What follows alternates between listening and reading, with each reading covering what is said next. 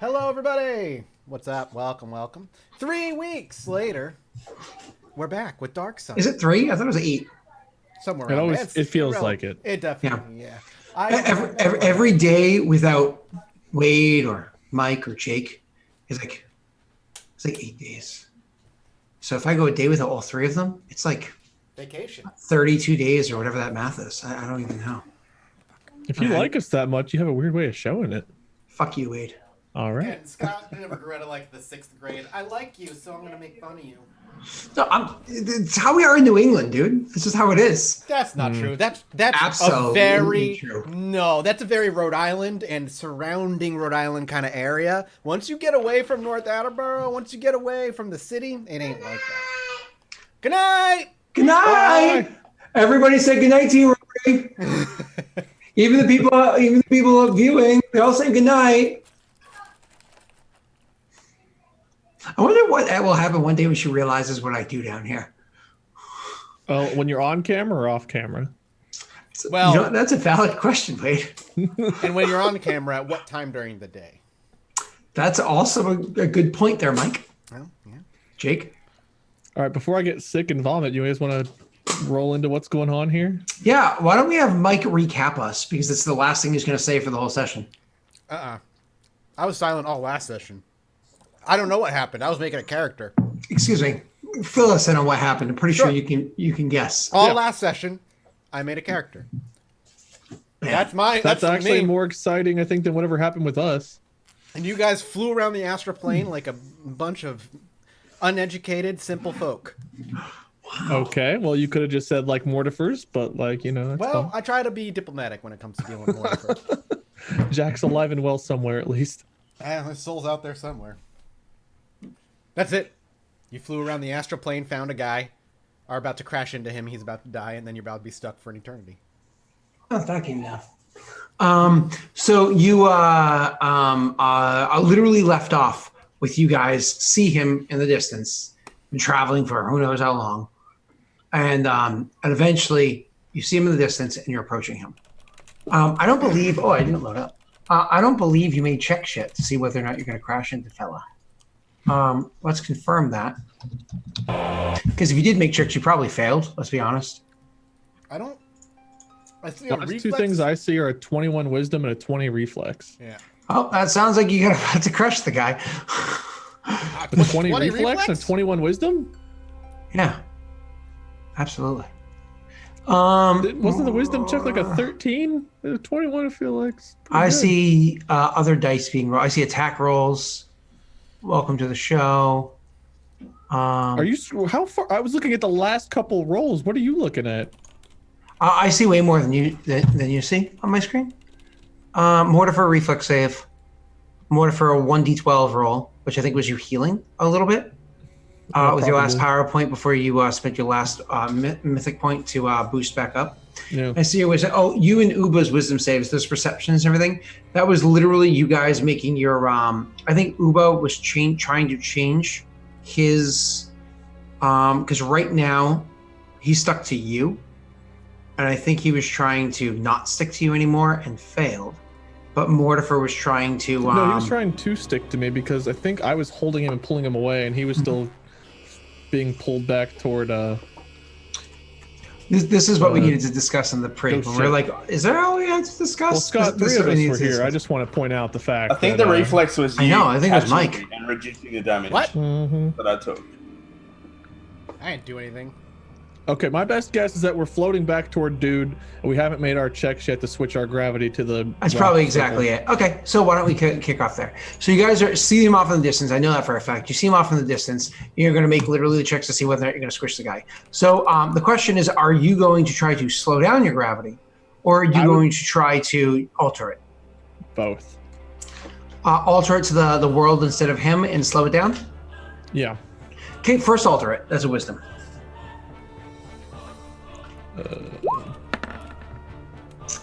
I believe the DC is exactly 16, isn't it? I thought it was a 13. No. You just get a big modifier when you are... I'm pretty sure the DC is exactly 16, so you should be good there. Okay. All right, So now it's gonna be an intelligence check for you. Intelligence check. Oh yeah. All right. Oh yeah. I think that's exactly what it was for that one. DC too. 16 wisdom. Yep. And it was a DC 8 intelligence. Oh no. So you change your perspective from being going directly at him to changing the arc slightly to going directly for the world instead of him, which is a good thing. And Uba is linked to you, so Uba is going to also change the arc, so he's not going to crash in with that guy.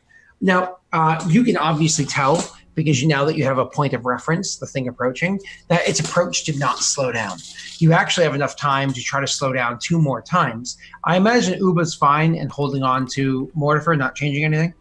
I would try to slow down as many times as I can, with also saving enough time to use Catfall if I can't slow down. Okay, so why don't you do that? And by the way, Catfall is I think not an immediate action. What do they call it in this? I think it's called immediate action. Yeah. So you can do that no matter what. Because of martial powers for vigor, so it's not a martial power. Well, martial powers are also Catfall. Oh, okay. Yeah. All right, and a third intelligence check for the third attempt. You don't slow down. All right. You're careening at that planet at full thing at full speed. How many power points in Catfall do I need to use? We had done this beforehand. I think it was literally 10 absorbs the whole thing. Is it 50 feet per point? Is that how it works? Let me look it back up real quick. If it's 50 feet per point, then it's way less than 10. 50 feet. Yeah, so if you did, I would say if you spent 6 power points, it would absorb the Catfall. 6 sounds like what it was last time. Okay, Yeah. done. So, and it's literally one of those things. Uba, you are not slowing down. You're not slowing down. You're not slowing. Oh, he just suddenly stopped. Like literally, we're talking inch or two above the surface. Suddenly stopped. Perfect landing on the ground, because as soon as he hits the thing, and like I said beforehand, there is no ripple into the ground. There is no reverberations that happen. You know when you do that? Excuse me. Suddenly when you hit the ground, suddenly he kind of like steps onto the ground like it was nothing, and the guy comes walking around the other way. Did they follow you?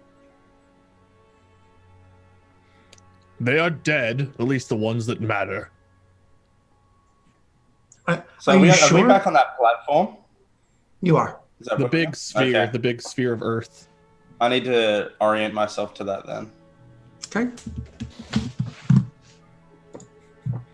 Wisdom. You can just like walk down my face and biceps and work your way down toward it. So Scott, Because of the whenever I'm the biceps, you do center like of this that. gravity, is it any part of me, or is it like my center mass? No, it's literally any part of you. Like if you were a planet, it would be any part of you, right? Well, theoretically, but you like are his the center planet. of the planet's technically where we're pulled. Yeah, but I mean, so it's the inside of you. So the reason why it's the center of the planet, because it's, you know. I was supposed to see if he could like walk down my nose, or if he was just like stuck with his face in my belly button. Yeah, absolutely. He can walk down your nose. Absolutely.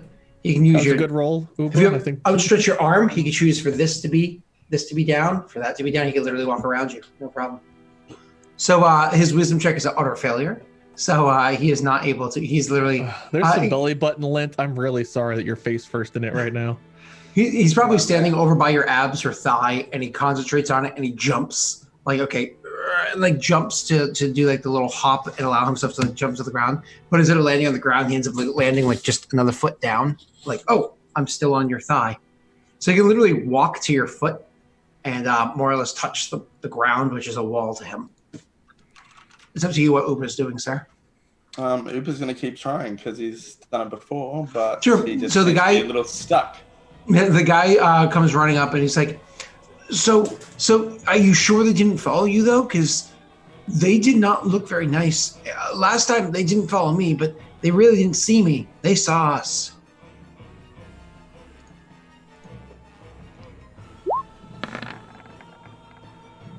You have a plus 8, I think 8 or 6, whatever to that roll too, so you definitely succeed.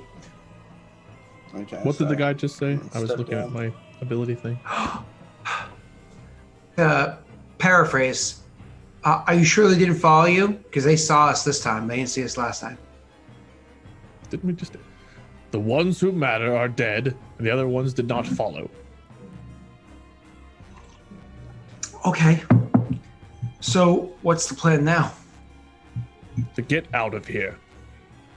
I think that's the same plan as before. How did you get in here again? I don't know.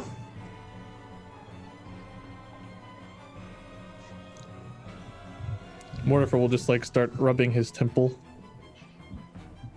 with a stronger grip on his hammer. Yeah, Uber's quite weak at the moment, so you kind of see him slump down and take a seat. You've asked me these questions before. I've answered to the best of my ability. I can try to say the same thing again. The short version is, I was somewhere, and then I was somewhere else, and I was somewhere else, and then I was here. I don't know. You seem to have better control of where you go here than we do. How do you do it? Like, it was extremely hard for me to recenter myself to be able to stand where I'm sitting, sit where I'm sitting. But you seem to do it with relative ease. Yeah, I don't know. I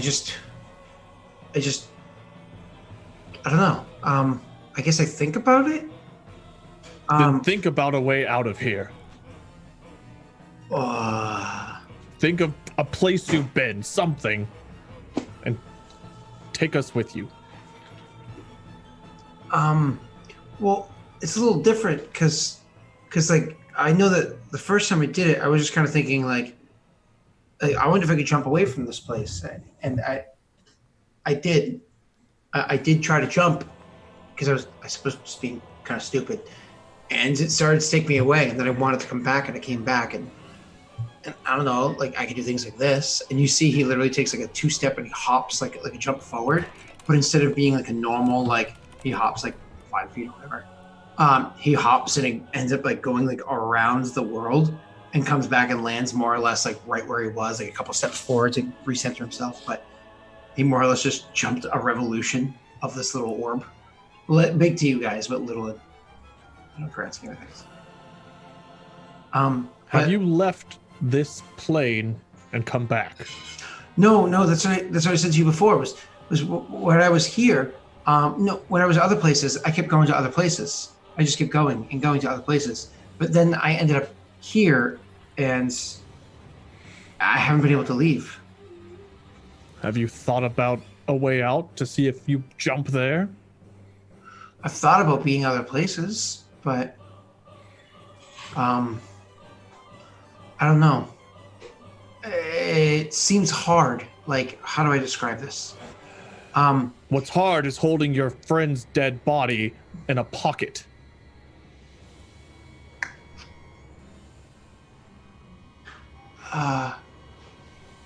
Okay, I'll try. Good.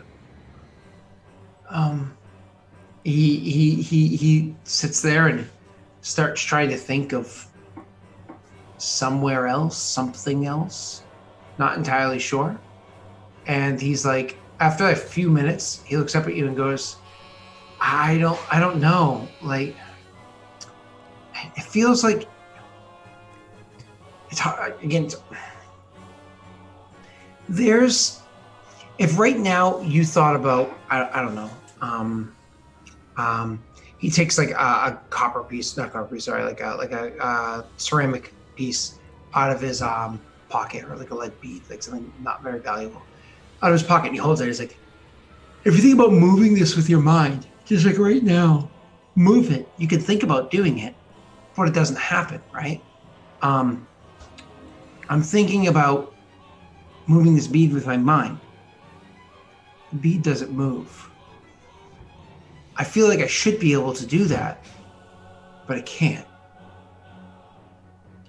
How do you do your hop trick? What do you think about when you do that? What energy do you channel? I suppose, kind of, How I'll show you, Al. the cat is like, 'cause most of my pants have no knees on them just from like wearing them down. Shut up, Mike and Wade and Jake and everybody in chat. And she's like, oh, exposed skin. Ow. But not like a scratchy, like a need, you know? It sucks. So he says, I think about, I suppose, what it would feel like, the rushing of the air on my face, but there's no air. No, there's no breeze when I do it. Can I describe what I experienced whenever I used to have the teleport ability? Sure, go right ahead. I don't remember what it was like to experience that. I don't remember what the ability was called. It's been so long. That's okay, then make it up. What it felt like to you. Before Einer, I used to be able to go places at will. Typically, whenever a friend was in trouble, I would imagine myself in their stead, and then I would be there and they would not. It's something you have to will to happen. Not want, will it. So think of a friend. Okay. Maybe think of home. Okay, Maybe yeah. home. Don't think of home. Will yourself to be home. I'll do that. All right, hold Maybe on. we should It's urgent. grab hold Hold on. of him, Mortifer, because if he just disappears, he's a ticket out of here. With hearing that, we'll just immediately reach out and just like put You an reach arm out to over the guy. grab the guy, and suddenly he's gone. It's not that he's gone. Suddenly he's gone, and instead you grab a woman, a peasant woman. She looks like nobody of import, and she looks surprises, like she's like, what the? Who are you? She's just looking up at your gargantuan self, like freaked out, like because you're so massive, and she's now suddenly somewhere she wasn't beforehand. Uber just starts swearing loudly. It's like stomping his foot. Let's hope he thinks of it again. He'll like let go of the lady. Sorry. Right as he starts to say sorry, so it's like all of a sudden he's gone. Like the massive size of what's his face, Mortifer is just suddenly gone. Uba just gone, and instead in this place is the guy standing there, and he's like, "There you are!" And he like immediately walks over to the woman and grabs at her, embraces her, and he's like, "I was so lost without you." I'm gonna grab hold of the guy and just be like, "Don't just leave me here. Where's Mortifer?" Oh, I hope I didn't go into their house because it's wrecked. so Mortifer, suddenly you appear Oh no. inside of a building. I'm 48 feet tall right now. But you're not. Suddenly you appear inside of a building, just like Okay. appear there. And luckily for you, you're only large sized, not gargantuan, not huge gargantuan size. Suddenly you appear there, and all of a sudden, like your head hits the ceiling. The place is one of those adobe places, absolutely not nice whatsoever. Clearly a peasant's home, probably inside some sort of ghettos or whatever it is at the in the city that this man's from. And you just like whack your head and you look about and you have no idea where you are, and you see nobody else around you in the tight building. That Is there doesn't a have door doors or out something. nearby? There are, but they're not your size. So it's one of those things where, like, I don't know if you, Wade, have ever gone into like a children's like play, like a toy, like house or whatever it is. Like it's more or less like opening this small door and kind of like, oh, let me dad walk through this. You know what I mean?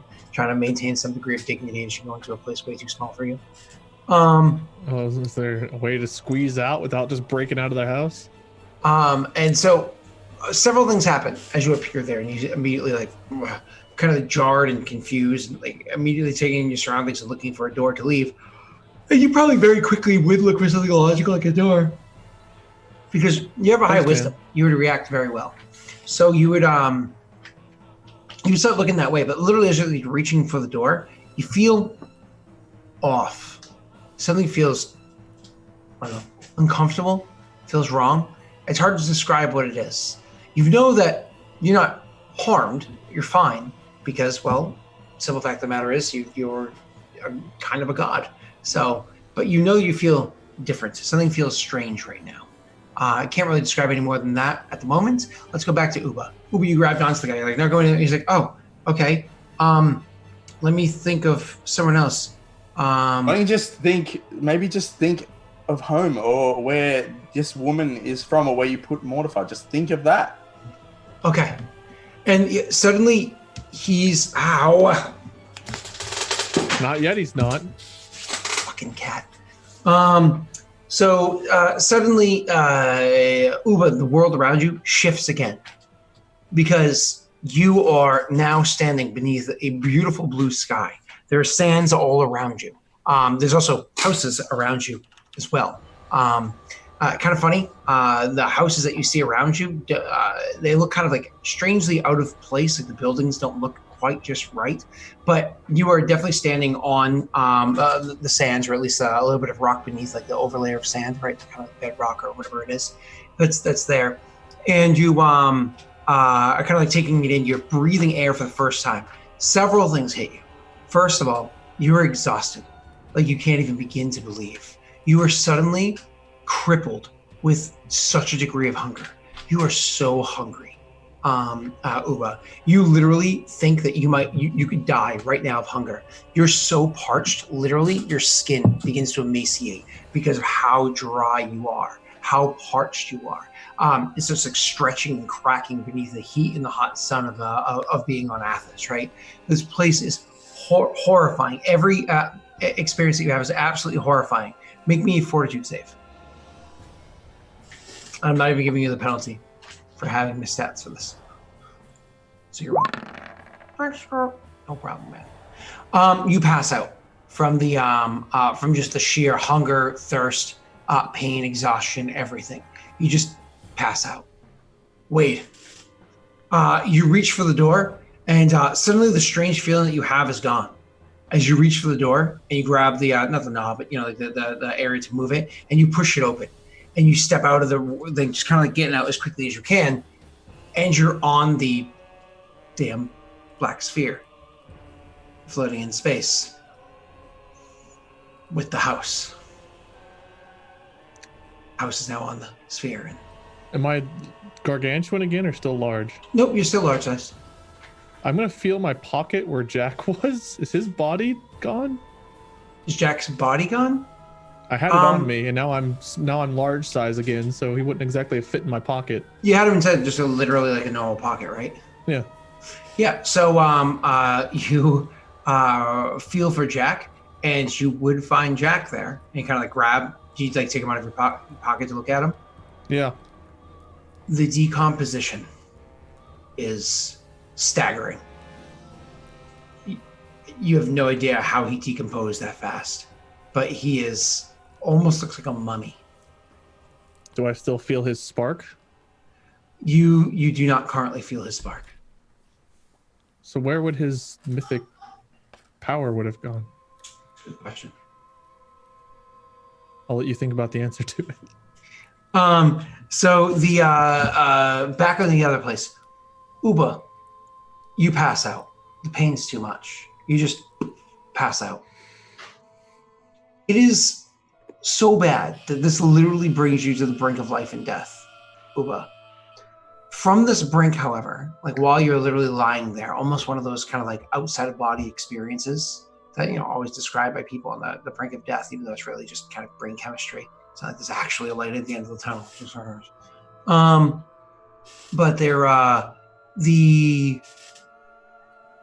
you have this like out of body experience where you literally can like see yourself standing next to where you are and just looking at yourself, just kind of like taking in the scene and how the two of them are completely ignoring you.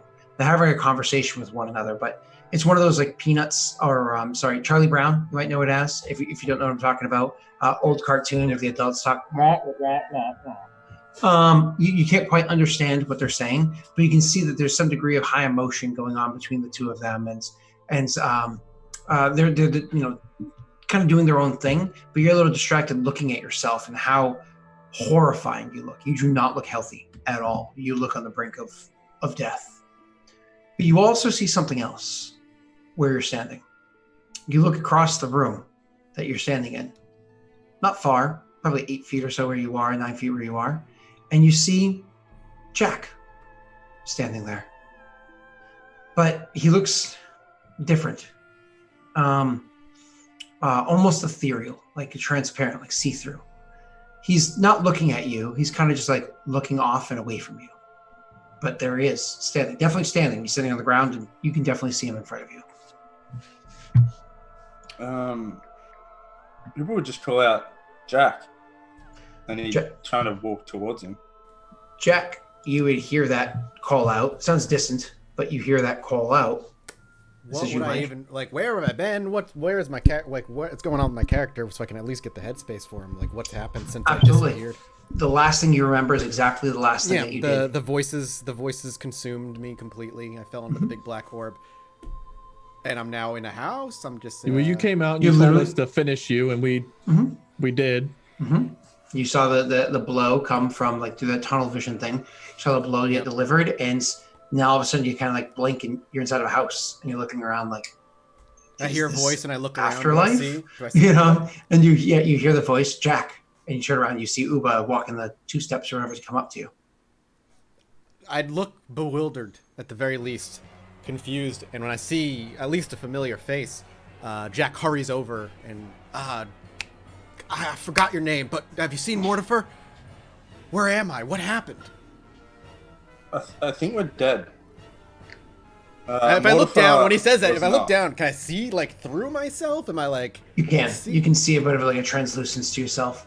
But one of the things that you notice, Jack, is that you have a bit of a glow to you, like almost like your skin, even though it's translucent, has like a bit of like an aura or a slight like hue, like a glow off of it. He looks very dull. Huh. Well, if this is death, it's better than I thought it was going to be. So did God's microwave. Just kind of taking in the surroundings again and still very bewildered. And then eventually making eye contact with Uba again. What the hell am I supposed to do? If I try to like exert force, like exert a power, for instance, can I do such a thing? Like what? If I was trying to do like a change my look to mimic somebody nearby, like being able to perfect deceit or whatever. Oh, like a mythic ability? Yeah, like a mythic thing. If am I able to? Because I don't have powers beyond that. I'm just Does it seem to work? Yeah, you literally just kind of like look over at that guy you've never seen before, and all of a sudden you look like him. Even if it's one of those like moments where it's just your face looks like him, but the rest of you looks the same.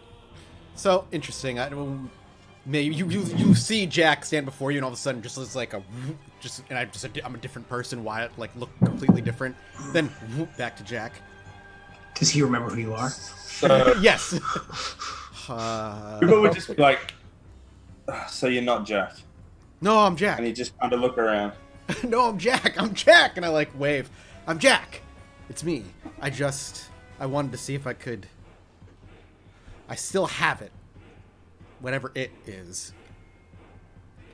And I reach out. Can I like touch Uba, or do I go right through him if I like make contact? You do touch Uba, and immediately as you touch him, you can feel you start to dim, and him start to glow. Do I feel like I am? It could be one of two things. Is the power killing me? Like, is my power leaving and my soul separating, or am I all going like the whole of me? You don't know if literally you're going to be completely subsumed, absorbed into him. You don't know if that's I'm not ready to die yet, so whoop, I pull my. As soon as I touch it, I'm like, nope, no.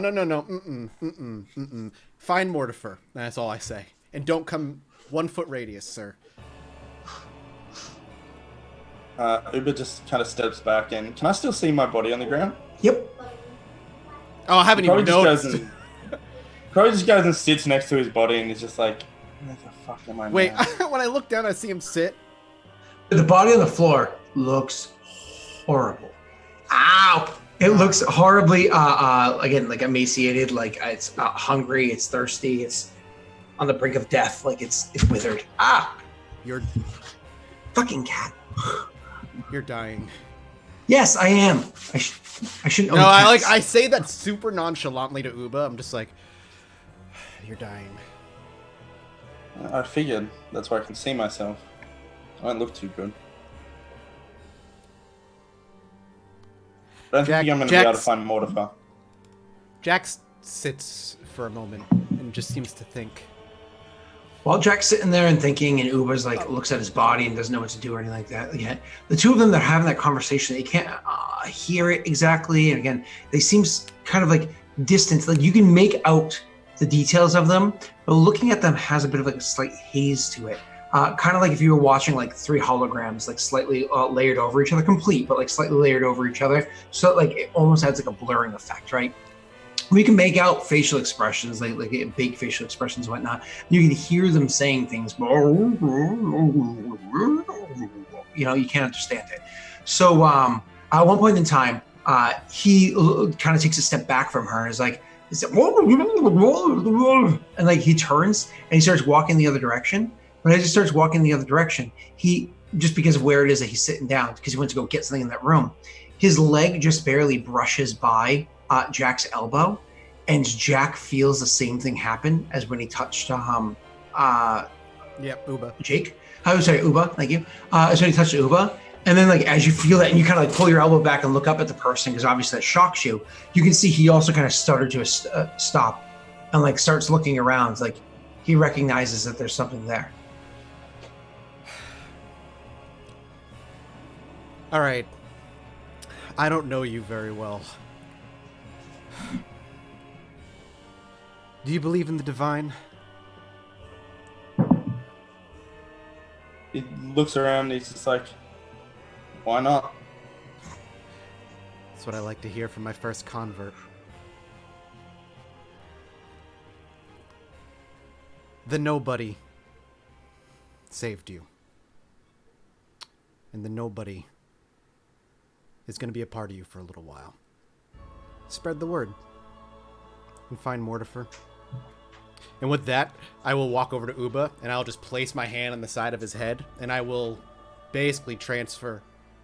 In my attempt as well, however, as selfish as Jack is, obviously trying to further his own goals with the words that he said, but also, I will do my damnedest to go in with the power and just travel along as a back thought lost in his mind to not necessarily dissipate into whatever afterlife or lack of afterlife this planet has, and try to hitch a ride like the voices that devoured me completely. And exactly that happens. You grab at him, you touch it, whatever it is, and you feel your essence getting darker. You see him getting brighter, and then you just kind of like lean into it, and you feel your entire self get pulled into him. From your perspective, Uba. From your perspective, Uba, you feel like a spark. Like before, I almost felt like a shock. Like, what was that? You know, you feel like a spark. Like there's this rush of energy that comes pulsing through your body, like vibrating you at first. Continuation of last night's conversation, and then it just kind of like settles in, and you feel, for lack of a better phrase, more than. You just feel more than you were before. Something about you just feels warmer. Something about you just feels more comfortable. You look down at your body, like as you feel this like difference, this essence, you literally see yourself glowing. You see the dullness of the dullness of the woman in the room, and the faint glow compared to you, the faint glow of the man that's in the room with you. And you look down at your body, and you see, it's still withered, it's still beat up and whatnot, but it also still feels fine. It'll be fine. You can go back there if you want. And he would. Kind of like, going over to him and almost like, stepping into your body. One of those like kind of like step. If you're trying to figure it out at first, you literally step your left leg into your left and then your right leg into your right. Because I'm saying you're goofy footed. That's right. You're not manual. You're goofy footed. And then you just kind of like almost like shrug and just ragdoll flop down. And you happen to flop down like perfectly. It's like kind of almost slow motion perfectly into exactly how you're positioned on the floor. And then you just blink and you're awake. I mean, sure, you can still feel your stomach rumbling because this body is very hungry. There's no getting around that. Sure, you can still feel your mouth is dry because you're very thirsty. But despite that, you kind of know, I mean, it'd be good to nourish this body so it goes back to how it's supposed to look, but you don't need it. Let's be serious. You know, you don't need the food. You don't need the water. It'd just be nice to kind of go back to normal. You know what I mean? You blink a couple of times and you see that she's in the room, but now you're kind of getting a first look at her because beforehand you saw her for like a moment, and then all of a sudden, you know, the whole thing transpired, right? And then you were in kind of like a different world from them almost. And you see she looks old, like compared to him. He, like I said beforehand, just like a typical peasant, whatever he was, late 20s, early 30s, you know, just kind of really old in Athos, right? Because people tend to die young here. She looks much older. Like, you're surprised she lived this long. 60s, maybe?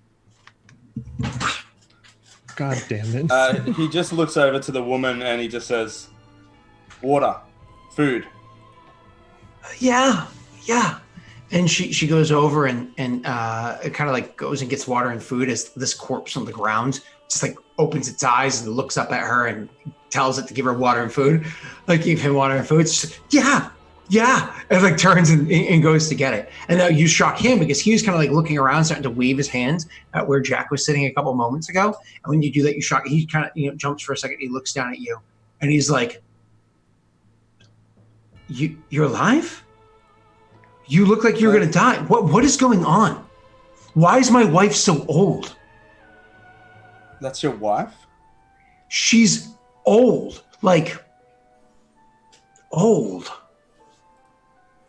Was she like that last time you seen her? No. Not at all. No. Why? I don't know. And he'd kind of like think to himself and he'd just call out Jack's name in his own head. He wants to see if he can contact him because he knows that happened. You kind of like close your eyes like, Jack! You're where you were before. Locked away in the back of someone's brain? Locked away in the back of someone's brain. You can barely see through the eyes. You don't really have permission to be there. You can barely hear anything. It's all kind of like fuzzy, like it's like trying to watch a porn in the 90s. You know what I mean? Like, you know, like you can't really, you know, see it. And it has like this like heavy, almost like muffled noise. Like somebody has like almost like something covering a microphone with like water, not water, like wind kind of billowing by. It makes it hard to hear anything. So it's like you really can't take it in. And things like when he eats or drinks, like it's going to be very muted, right? Yeah, of course. But when he screams in his mind, Jack, you hear it loud and clear. I would attempt to respond then. I don't know how I can. Can I just say words then? You try to respond, Okay. but no matter what you say or how hard you try, he can't hear you. Okay. Is there a way to like make him feel my presence then? You don't believe so. Okay. At least not without figuring it out. Then I can't do anything. You call out Jack's name. Nothing. Probably a few more times in your mind, maybe even out loud. That's up to you. Nothing. No response. If Jack's there, he can't hear you. So he kind of just opens his eyes and looks at the guy and he says, I don't know why your wife's so old. Where's Mortifer? Do you think Mortifer would have answers? Yes, just bring Mortifer here. Yeah, hold on. And he starts thinking. And then, same as before. Mortifer, you're standing outside. And you stand outside, you look around, and I imagine you are not very happy to find yourself walking out of the house back onto this goddamn sphere. Well, and then on top of that, I just pulled Jack's emaciated corpse out of my pocket. So yeah, Mortifer's pretty pissed. Yep. You're looking at the corpse. What do you say or do? I drop it, I grab my hammer, and I start swinging wildly at the rock and just in a rage, like Kylo Ren Force Awakens style, just start beating the fuck out of this sphere out of pure rage. All of a sudden, Mortifer appears out of nowhere, swinging his hammer. Make me a reflex save. Sorry, that's what he would do.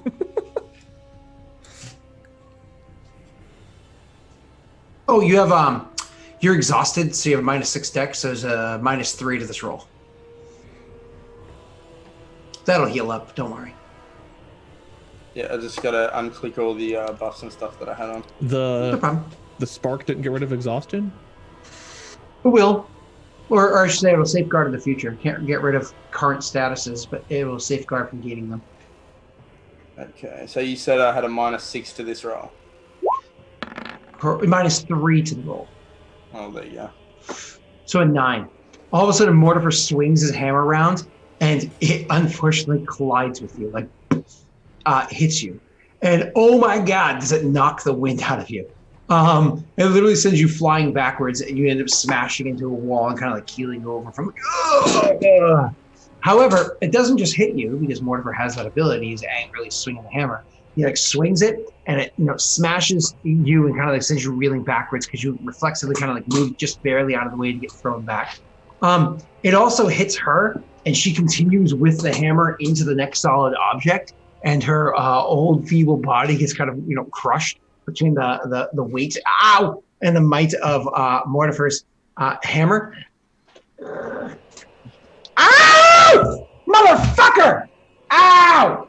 I was trying to put you down. Don't try to hold on to it. I was trying to put you down. God damn it, I hate cats. God, animals who love you.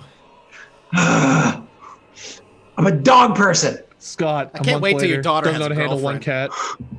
What? I said, I can't wait till your daughter has a boyfriend or a girlfriend. Why? It's gonna be just, get away from my daughter! I was gonna put you down. I was gonna give you a drink, but fuck you! Why I have a license to carry, Michael. That's why I have a license to carry. So anyways, America. Fuck yeah. You're like, So you're like 15 years early. Listen, I've seen politicians literally give commercials where what they did was talk to their daughter's boyfriend while polishing a rifle. As literally a politician's political ad. Means it's not illegal. In some states. So she's fine, right? Yeah. You completely destroy her. She's crumpled. However, could you roll damage against Port Upa? That hurts so much. 29 points of damage. Now, luckily, Uba there, where is he? Luckily, Uba there had received the spark. So just like beforehand, when you had received, it healed you, like your health points were back to fine. Even though his body's like weakened and blah, blah, blah, he has his health. It smashes him into the wall. He gets injured from it. He's dazed for a moment, but he's alive. No, you cannot come back up. Go cuddle up my sandals. So I take the 29? Yes, sorry. Okay. And you're back where you were, Mortifer. What do you guys do? Immediately you look at him. He's now standing. Ha! And this random lady is dead or just unconscious? Or No. She's like she's a pancake. Her eyes are popped out of her skull. There's blood coming out of every orifice of her head. Her entire chest cavity is inside of itself. Her legs literally had what is it called? Blood vessels, whatever, like She's have a explode. 2 constitution? What a weakling. She deserved this. She's old aged. Minus 3. I don't. Mortifer just looking at this dead woman looking around. Are we just in an open area? Is there a house here again? Or There's no what? house here. Actually, kind of taking it in because now Uber can start taking this in a little bit differently than he was beforehand. Taking it in, Mortifer, you can see that you were standing where a house used to be, but it's like a house in the ghettos where like all the houses are kind of like built and require one another to like hold each other up. So you see literally the houses to one side are literally starting to lean towards you guys. Like if you don't get out of here in the next minute or so, it might fall on you. Whereas the house on the other side starts to lean the opposite direction. Like if it doesn't get supported in some way, it's going to collapse like a row of houses down the other direction because all the houses kind of like. Is dude here now, or is he He gone? switched with you a moment ago. So he's gone and you're back because he thought about how to teleport to this world or to this Okay, place so by your Mortifer, explanation. What if we just look at Uba bewildered? Who is that? Where is what the man? Where are we? Uber like gets up and kind of like dusts himself off and is coughs a bit and he's Before like, Uber says anything, he gets up, dusts himself off, and everything, so on and so forth. And Jake, please take a moment to speak in a second. You're looking at Uba as you're kind of like regarding him, taking this all in, and finally, as he starts to speak, you look at him to regard him, and you notice he is not lesser than. Uba, I'm sorry, go ahead, you were saying? He just says, that old woman was his wife. You're you've different. killed Did her. you kill him? No. No, you're... Can I tell that he's stronger than that man was? It was perception check, focusing for a while. You don't have time for that. Oh, yeah, yes, what you do have time for that, yeah.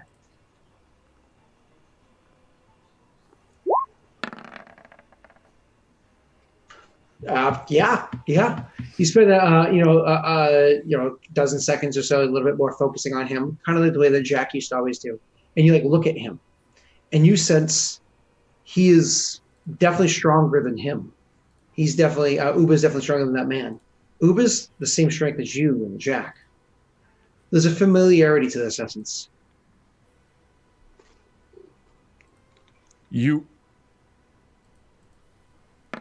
like takes a moment and looking back and forth, thinking, like putting it all together. He'll say is, Jack.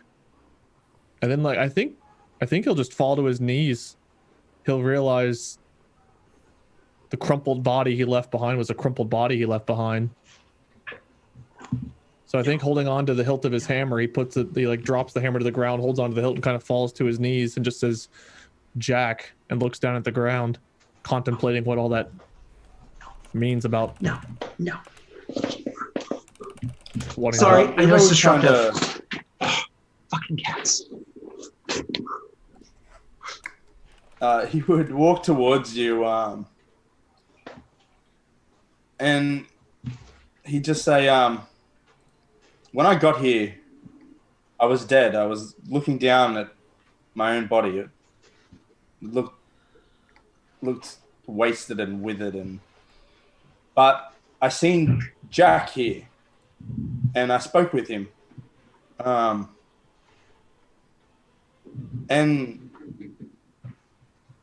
I don't know how to describe it, but he became me. And he's just confused, and he's like, I've tried to talk with him, but I can't hear him, but I feel different.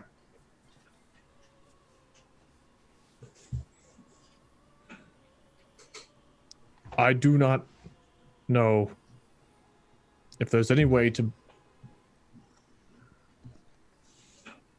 You have his power now.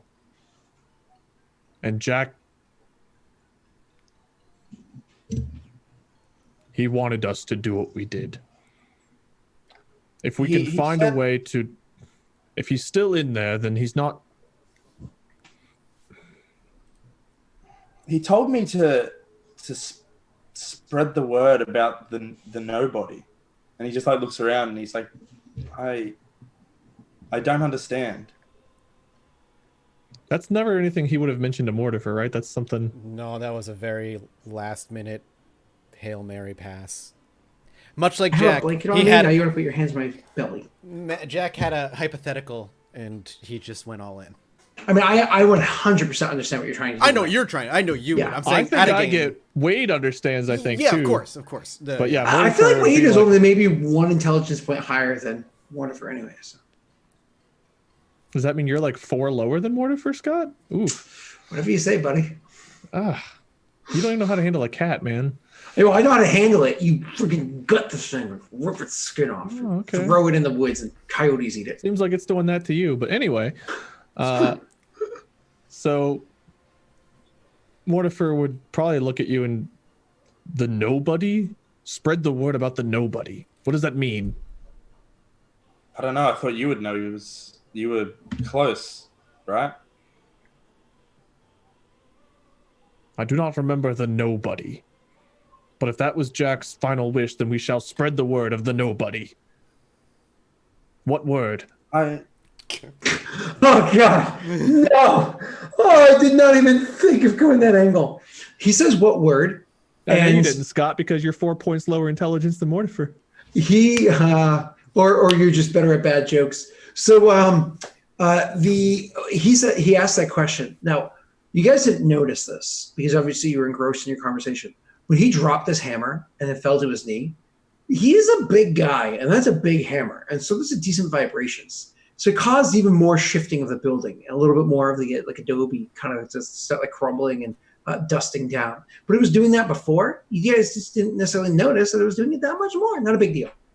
What happens is he says, "What word?" And then all of a sudden, where her corpse is gone. And standing there, but pressed up against whatever it was that she was smashed into, the wall that she was smashed into, kind of like, I figured I needed to talk to the, what the hell? He says, kind of like looking around at the blood and viscera, where he just kind of like pushed himself from being like squished up against the wall, like pushing himself off, like confused with his current position.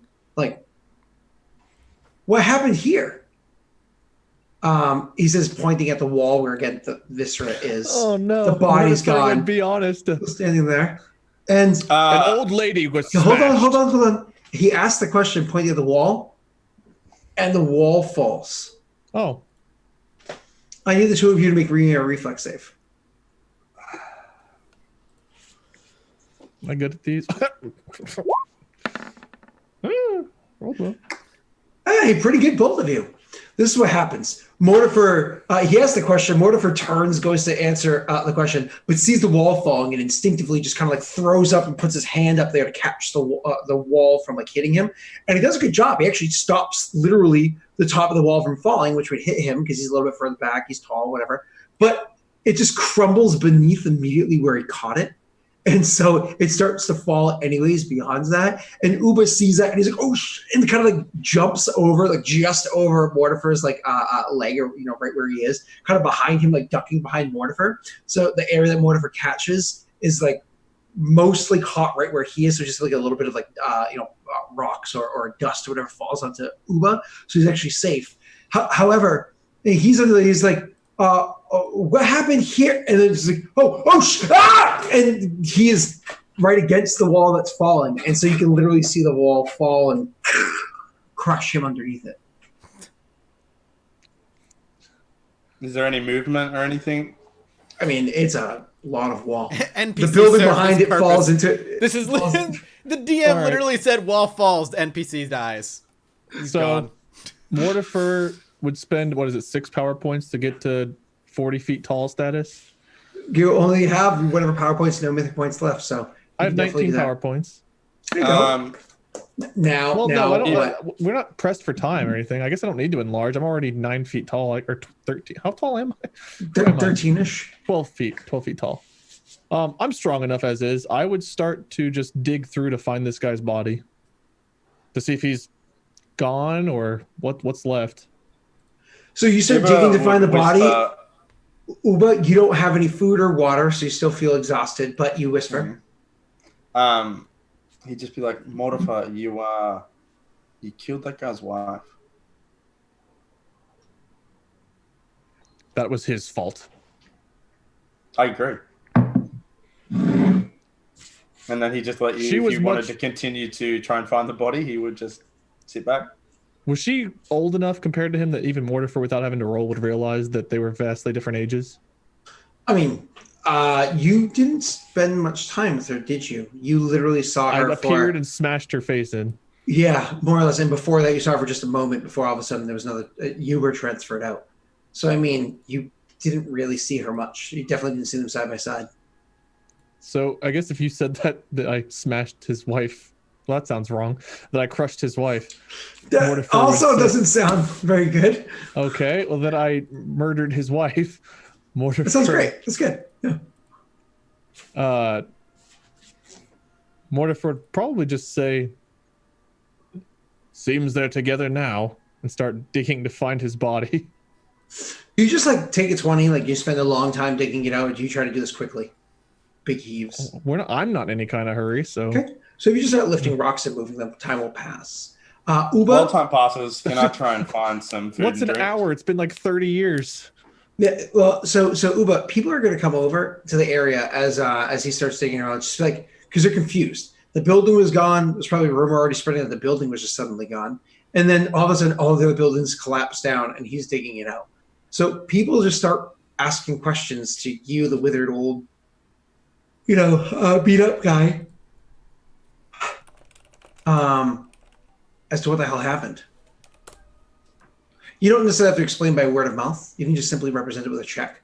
Do you try to scare them off, talk them away, lie to them, explain things fully so that they can maybe aid in your cause? I would ask them to bring me food and drink if they want to know anything. So you bribe them. Oh, I'm not bribing. Oh, yeah, I am bribing them. Yeah. All right. Well, why don't you diplomacy that? Yeah, sure. What happened here? Oh my God. Bring me some food and drink and I'll tell you. Bring me some food and drink, and I'll tell you. Nobody's really that interested. I mean, you're on Athos. There's very little food. There's even less drink. You could die without them knowing, and be like, I wish you had the answer to that. So that's how invested they are. It's like, all right, never mind then. It's fine. They start asking the big guy instead. I imagine Mortimer doesn't really respond much. He's just digging. He doesn't care about the people coming by. He's just digging to see if this guy's dead or alive, or if there's just a spark of energy here. Eventually, guards come over, but they don't come to arrest you or attack you or anything. They looks like you're trying to dig somebody else. The guards kind of come over and just immediately start trying to aid, in the digging or whatever. Mortimer. Uba, you have time. You can see that Mortimer's you can go and get yourself. Stumble over to where somebody has food in a marketplace and just grab handfuls and just throw coin at them if you want. Yeah, I imagine you have some degree of coin, right? I don't think we rolled it, to be honest. Nope, we didn't roll any. That makes sense. You just live in your community. You guys didn't necessarily have coin there. Bunch of. I can trade them something. Yeah, that's fine. You more or less can just give them some stuff. And honestly, you're just looking for basic food and water. I'm not going to nitpick here. Take some stuff off a character sheet. We're happy. So he's like, I did. I took empty spaces off my character sheet. Backspace. So you Mortimer, are digging. As you dig further, Uber comes back. As you're digging further. Time out. Jared Versal has rolled twice to make sure you don't fuck us over in this time jump and don't take away our 10,000 plates. And he's rolled nat 20s back to back. That sounds like he hacked. Only you do that when you roll on this. I have no idea what you're talking about. Uh-huh. I just want to point out, Jared Versal, you the man, and if we don't get paid, you can Patreon to have Scott removed from the campaign. You know what? That's a Patreon option. We'll have Wade DM and the Dark Sun game, and we'll replace me with who's a good substitute? Literally anyone. With literally anyone. All right, cool. So we'll literally walk up to, I don't know, a clinic somewhere and be like, hey, you. So you notice the spark is underneath the stone. You start noticing it as you're digging further down. You're getting closer and closer to it. You are eventually able to excavate the body. It's not the end of the world, but one of the things that you notice is you're kind of pulling this thing out, and you notice that the body is lying there. And similar to Jack before and other situations beforehand, the body's bent and broken and whatnot. It's destroyed. It's dead, but it's not quite dead yet. The essence is still inside of it, so it can't necessarily just be released. One of the things I misspoke beforehand, one of the things that you noticed when you looked at Uba was that actually Uba did have familiar essence, but it was slightly less than yours. I don't know if y'all recall, but Mike lost some of his essence before. No, don't think that was a thing. I don't remember, but I'm sure I did.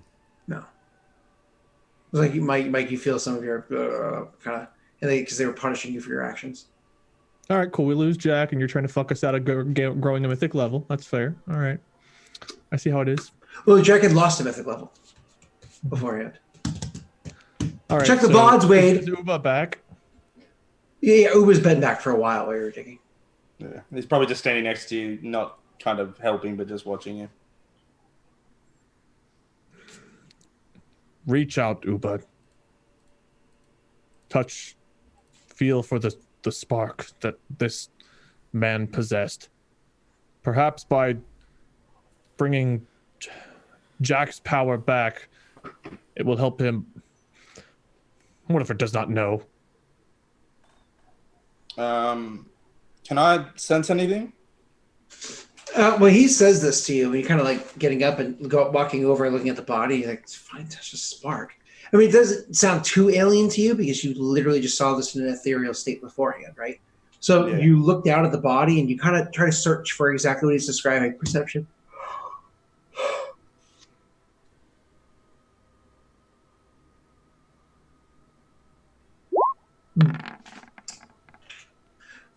You notice something. Yeah, there is something there. It reminds you of what you have inside of yourself. Okay, so I'm just gonna probably lean in and place my hand where I think I can feel it. Mm-hmm. And you can literally feel the transference of the essence go from in that body to you. And the body behind you becomes just that, a corpse, nothing else. Nobody, just a thing. And that essence is inside of you. Jack, you notice inside of you, you notice nearby you, a presence appears. It's distant and it's weak. Definitely smaller, literally physically smaller than you are. But you notice a presence appears. It's not very familiar to you, but you get a kind of familiar sense from it, whatever it is. Notice it afar. After noticing that, you spend some time, because you have eternity, looking around. So who knows when this takes place? I could be saying you notice something appear 10 days from now, whatever. Mm-hmm. But looking around for a period of time, you eventually notice it's small. It's very small. Not just because he was already small, but also because the amount of essence of it is so small. You see Pudge. Hey, what's up, buddy? He's so small. Somewhere in here, kind of lost. But you can see him in here with you. That's neat. Do you have options? No. Oh, no. In the future, maybe you and Pudge can, get married, have some kids. You can either adopt or you can use appropriate alchemy to make it happen. We'll just have him eat the parents, and we'll just take the kid. Oh yeah, you can do that. That's a fun way to adopt, or polymorph. Polymorph is a great way to, Yeah, true. So anyways, look like the kid's parents after they're eaten, and then just be them.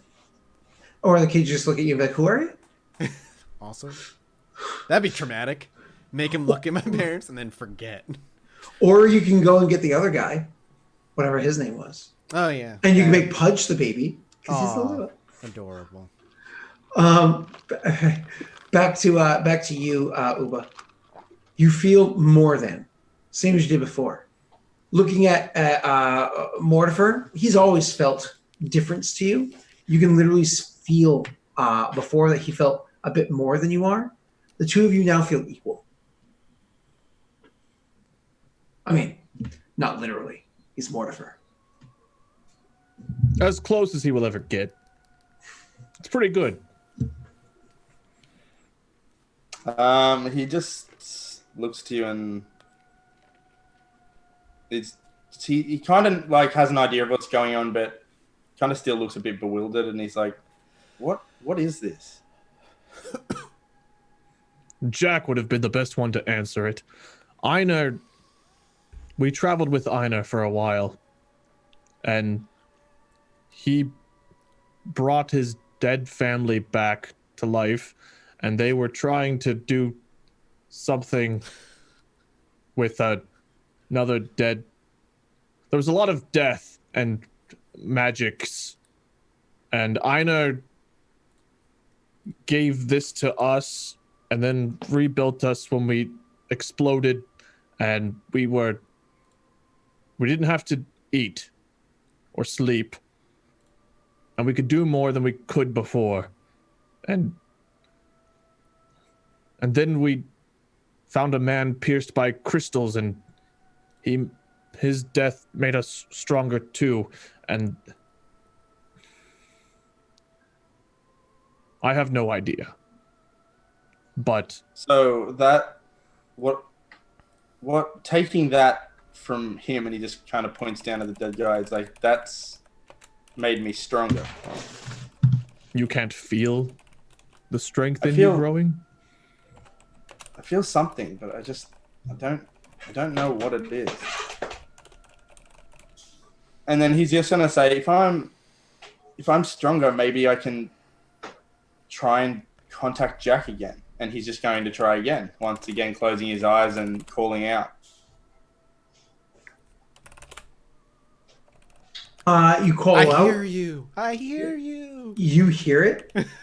I try. I mean, I would But always nothing. keep trying. Every time he calls out, I'd just be like, Which is why in the future, when he tries to call out for Jack, we're not even going to pull the camera to Jack's perspective. yeah. I can't hear him. Well, if you can figure out how to spread this word of nobody, perhaps we can find a way to get him there. One of the guards asks, I don't understand what you're talking about. You're talking about people being inside of you, and you're talking about nobody? What is it, this thing that you're talking about? The power. Yes. Our power is the word of nobody. What power? Can you not see you're lesser than Mortifer? He looks up at you and says, whoa, now settle down there, big guy. Trying to, put on his authority. But it's one of those scenarios where it's like, you can clearly tell, like, I am outclassed. Like he's hoping that his words don't anger you as he says, like, his practice statement. It's not important. Just spread the word of the power of nobody. Sure. That's what Jack said, right, Uba? Yeah, Uber kind of looks at the guard and he's like, yeah, spread the word that nobody is here. And he just kind of looks at Mortimer. Yeah. That's Like, perfect. He looks confused again and then says, listen, there was an incident. The building disappeared and then the others collapsed. There are a lot injured. So many people being dug out right now. Me and him, we came to help you dig out what we thought was a person. It's a body. Was.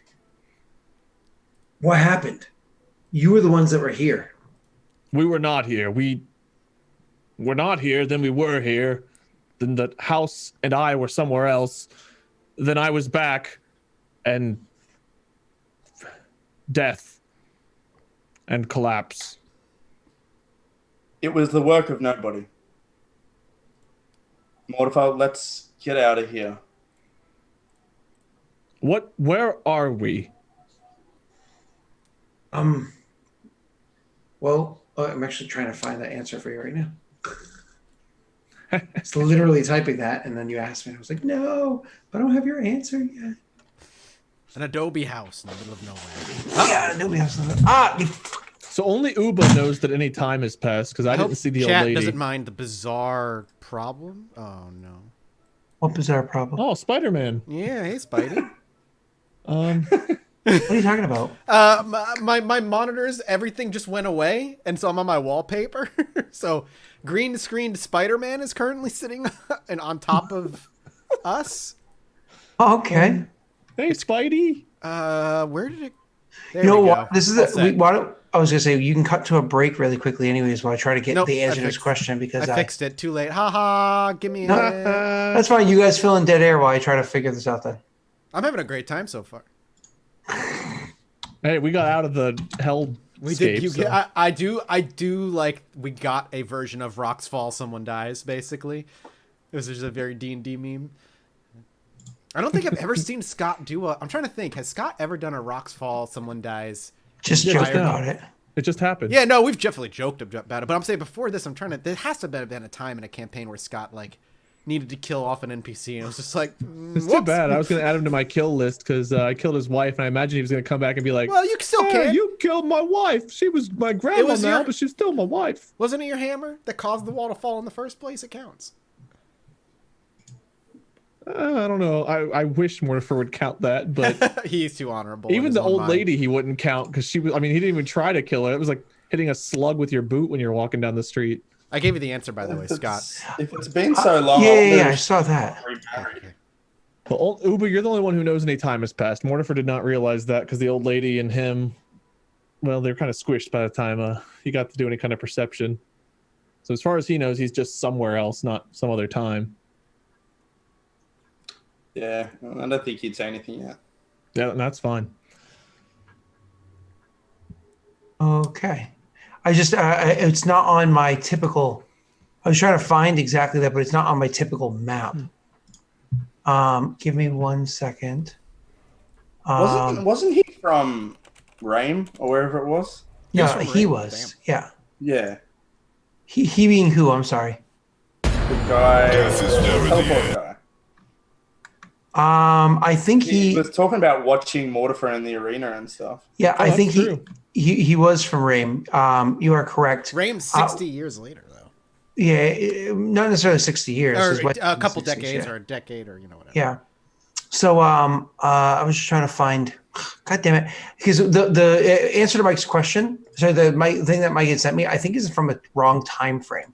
So Oh, that's well, okay, no, because really? we can look it up Well, no, afterwards. but so. like, I understand. I understand it doesn't exist anymore. Oh, okay. Which I was is like, I'm pretty sure why- that's from an age past. Yeah, which is why I'm which is why I'm out there. Okay, And I'm okay. slightly older. I'm not like super old, but I'm slightly- Then my apologies. That is literally why I've just been like, what is he talking about? Yeah, yeah, I'm sure sorry. I'm Which pretty is sure why it's from a different time period than the time period we're in right now. No, yeah, So yeah, why did he that's- choose that? because Okay, it's not there anymore. It's gone. okay. So It I was gives them a looking reason at. to leave. I was like, because I have all the maps of the time period that we're playing and stuff. Yeah, yeah, Okay, yeah. so the guard. My apologies. The guard would actually answer your question. You're in Rame, and it makes sense because he's speaking Ramish, which is why you can understand him. Do I recognize the street we're on? I mean, honestly, you spent time in Rame, but most of it in the gladiatorial arena. So, like, you probably know the district. We not the spent a street. few weeks or a month or so, like running around But surviving it's the a streets. big city. So Okay. you know the district, but not necessarily the street that you're in right now. Mm-hmm. Back in Rame, No, it's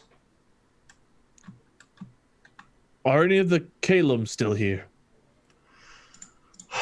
the Kalem family. Oh, they shipped up and left years ago. Years ago, they're doing incredible for themselves. In Tyr. No. It's only been months. How much time has passed since we left Rame? A Months. few months, yeah. Years ago. How many years? Honestly, I don't know. I'm sure you could find out. I don't know.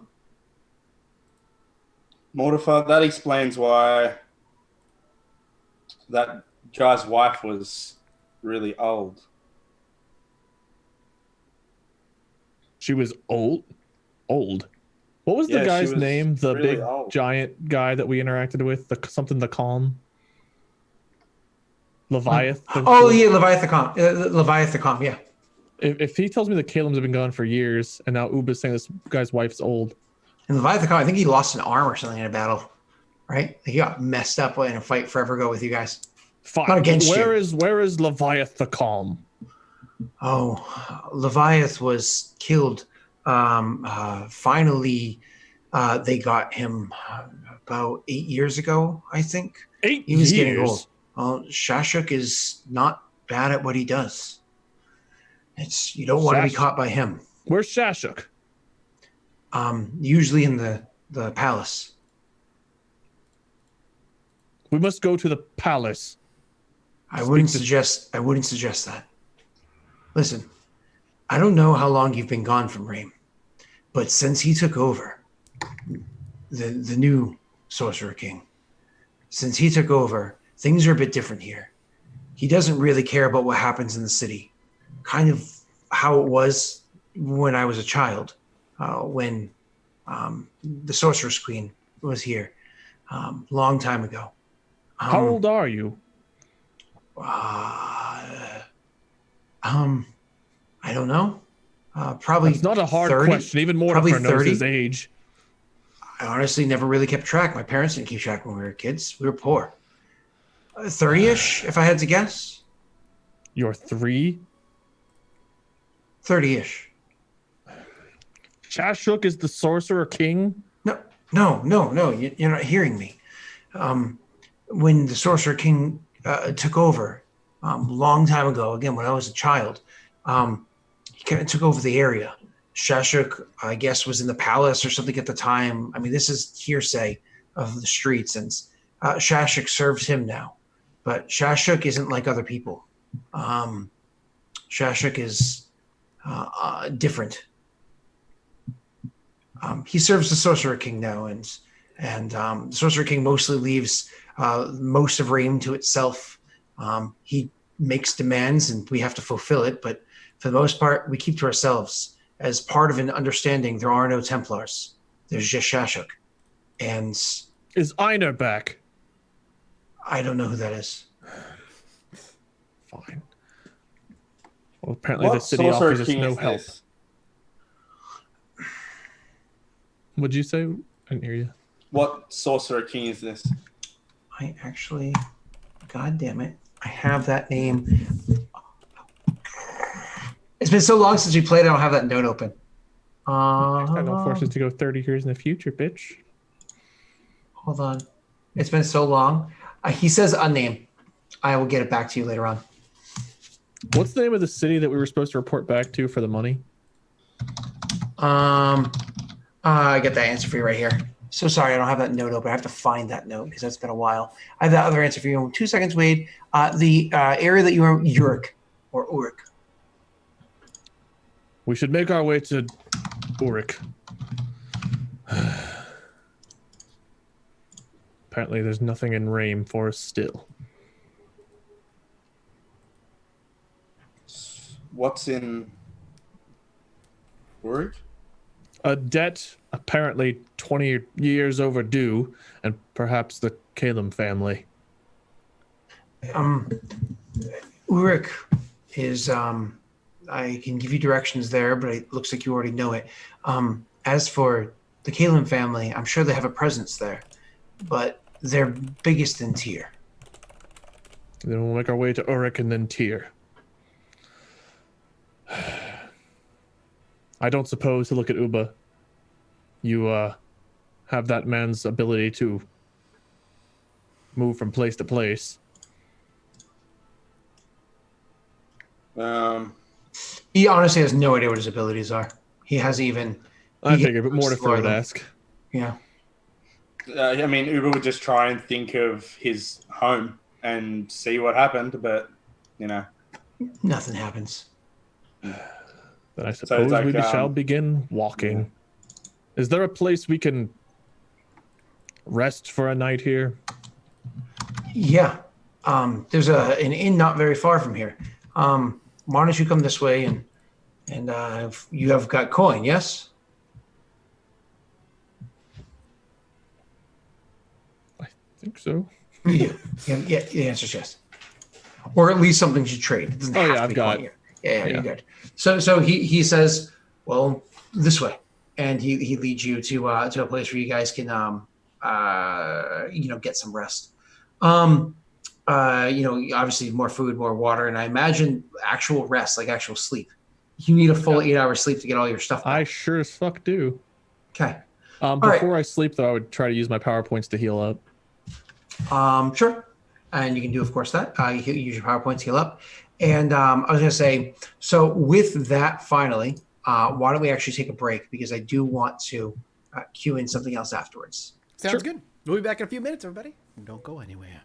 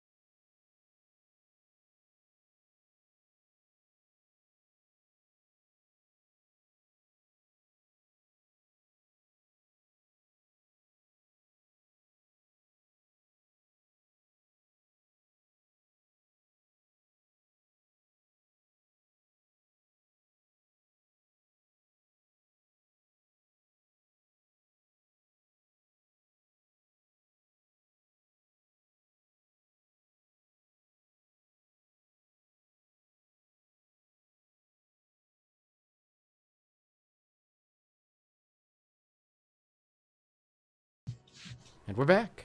Hello. Hey, guys. This means nothing to you guys, but to answer that question, now that I found my old notes, when you asked who is the Sorcerer King here, they tell you that his name is Khalid Ma. Kalima. That name haven't we heard that name before? That name is prevalent in a lot of mythologies in general. Okay. You can also pronounce Sounds it familiar. Khalid Ma, but I say Khalid Ma. There's no H in it, but I still pronounce it that way. So his name is Khalid Ma, and what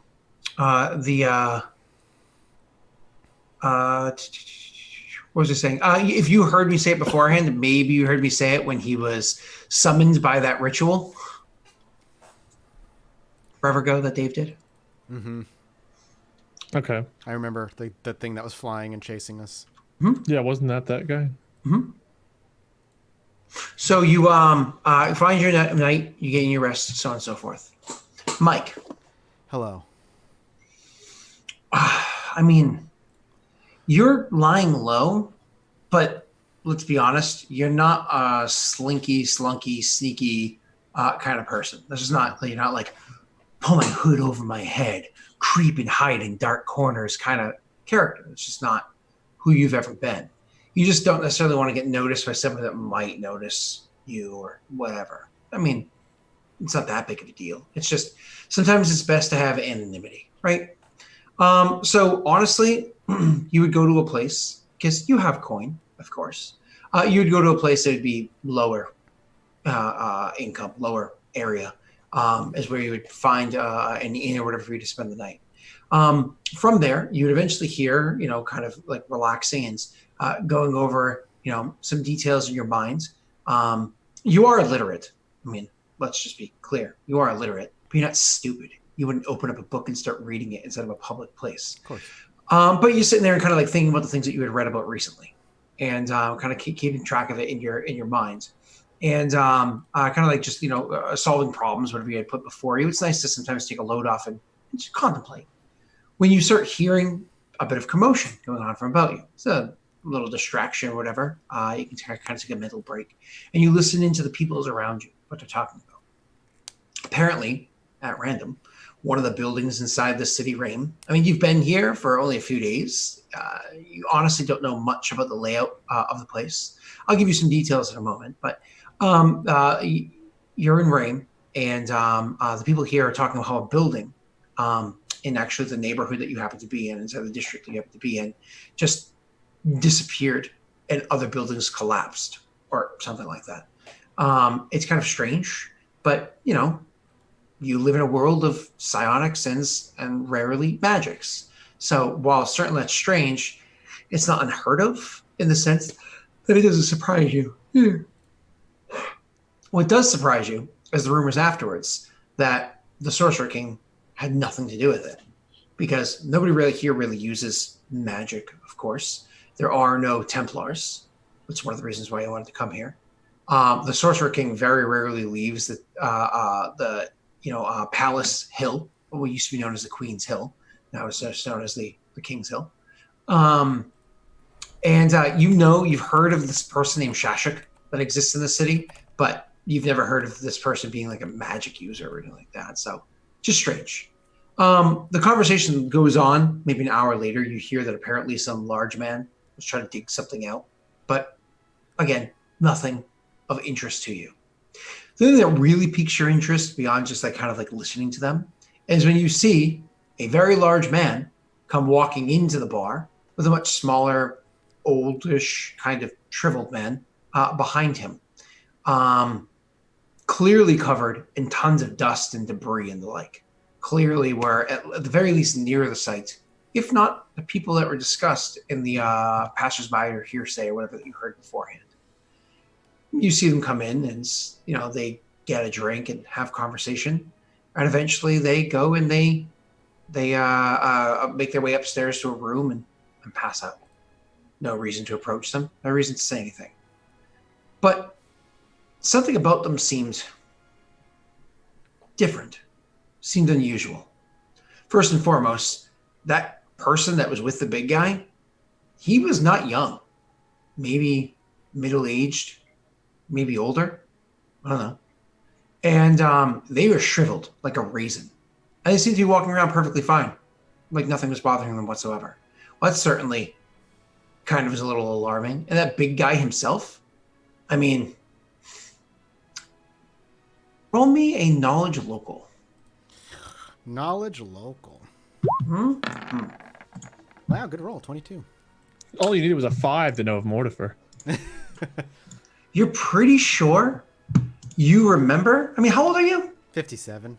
Yeah, you're pretty sure you remember hearing of Mortifer, certainly seeing, posters of Mortifer, adverts or whatever that would go out to attract peoples to Rame to see the Colosseum and the kind of battles that would go on there. And you're pretty sure he looks like the one from the posters. It's unusual. I mean, he disappeared many years ago from this city. People know that because everyone knows of the raid that happened. People broke out, the death of the Sorcerer's Queen, and those kind of details that you didn't follow Mortifer's life, but by any stretch. But you're pretty sure he just disappeared around that time, and here he is. I mean, half giants, they don't die young, but they don't live long either. And he looks great. Interesting. Do I know where the building is? You can easily find it. Again, there's so many people kind of engaged in chatter. You can just I know where they're going to be all night. I'm not in a rush to get to them. Mm-hmm. But before the building is ripped apart by peasants and the like, and maybe even looted, see what exactly happened over there. Best I can, anyway.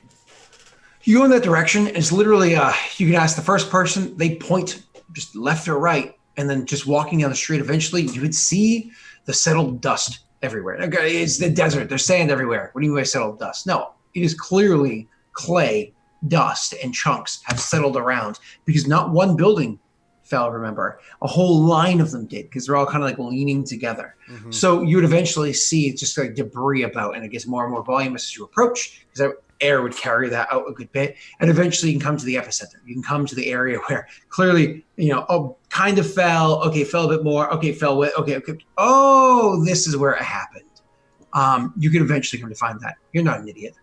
And so you stand before the site. Now, it has been disrupted. There's no question about that. But you expected that because you heard that they were digging through it beforehand. Yeah. There's nobody guarding the sites. There's nobody watching over it by any stretch. But there are certainly people in nearby buildings still trying to dig out what might be loved ones inside or valuables inside. You can kind of pick and choose pretty easily. I mean, you're a decently wise character. Mm-hmm. So you can pick and choose pretty easily who it is that are the looters and who it is that are grieving loved ones. But here you are in front of this building, the gap where the building used to be and where there's currently rubble. I mean, the only thing he would really do is just maybe dig around a little bit. He wouldn't really get too deep, too dirty, but more just poke through the area and see if he could figure out what caused it, if there was something here. He did hear that he was digging for something, so maybe there's something here. He would do a cursory look maybe for 15, 30 minutes. Honestly, less than 15 minutes, 10-ish minutes or so, you would come across the body. I mean, clearly it was crushed by the building. There's no getting around that. You can see the rubble all around it. You can see it's pretty obvious. What's the Sorcerer King's ruling in Rame on murder? Is it the same as it's always been? Who gives a shit?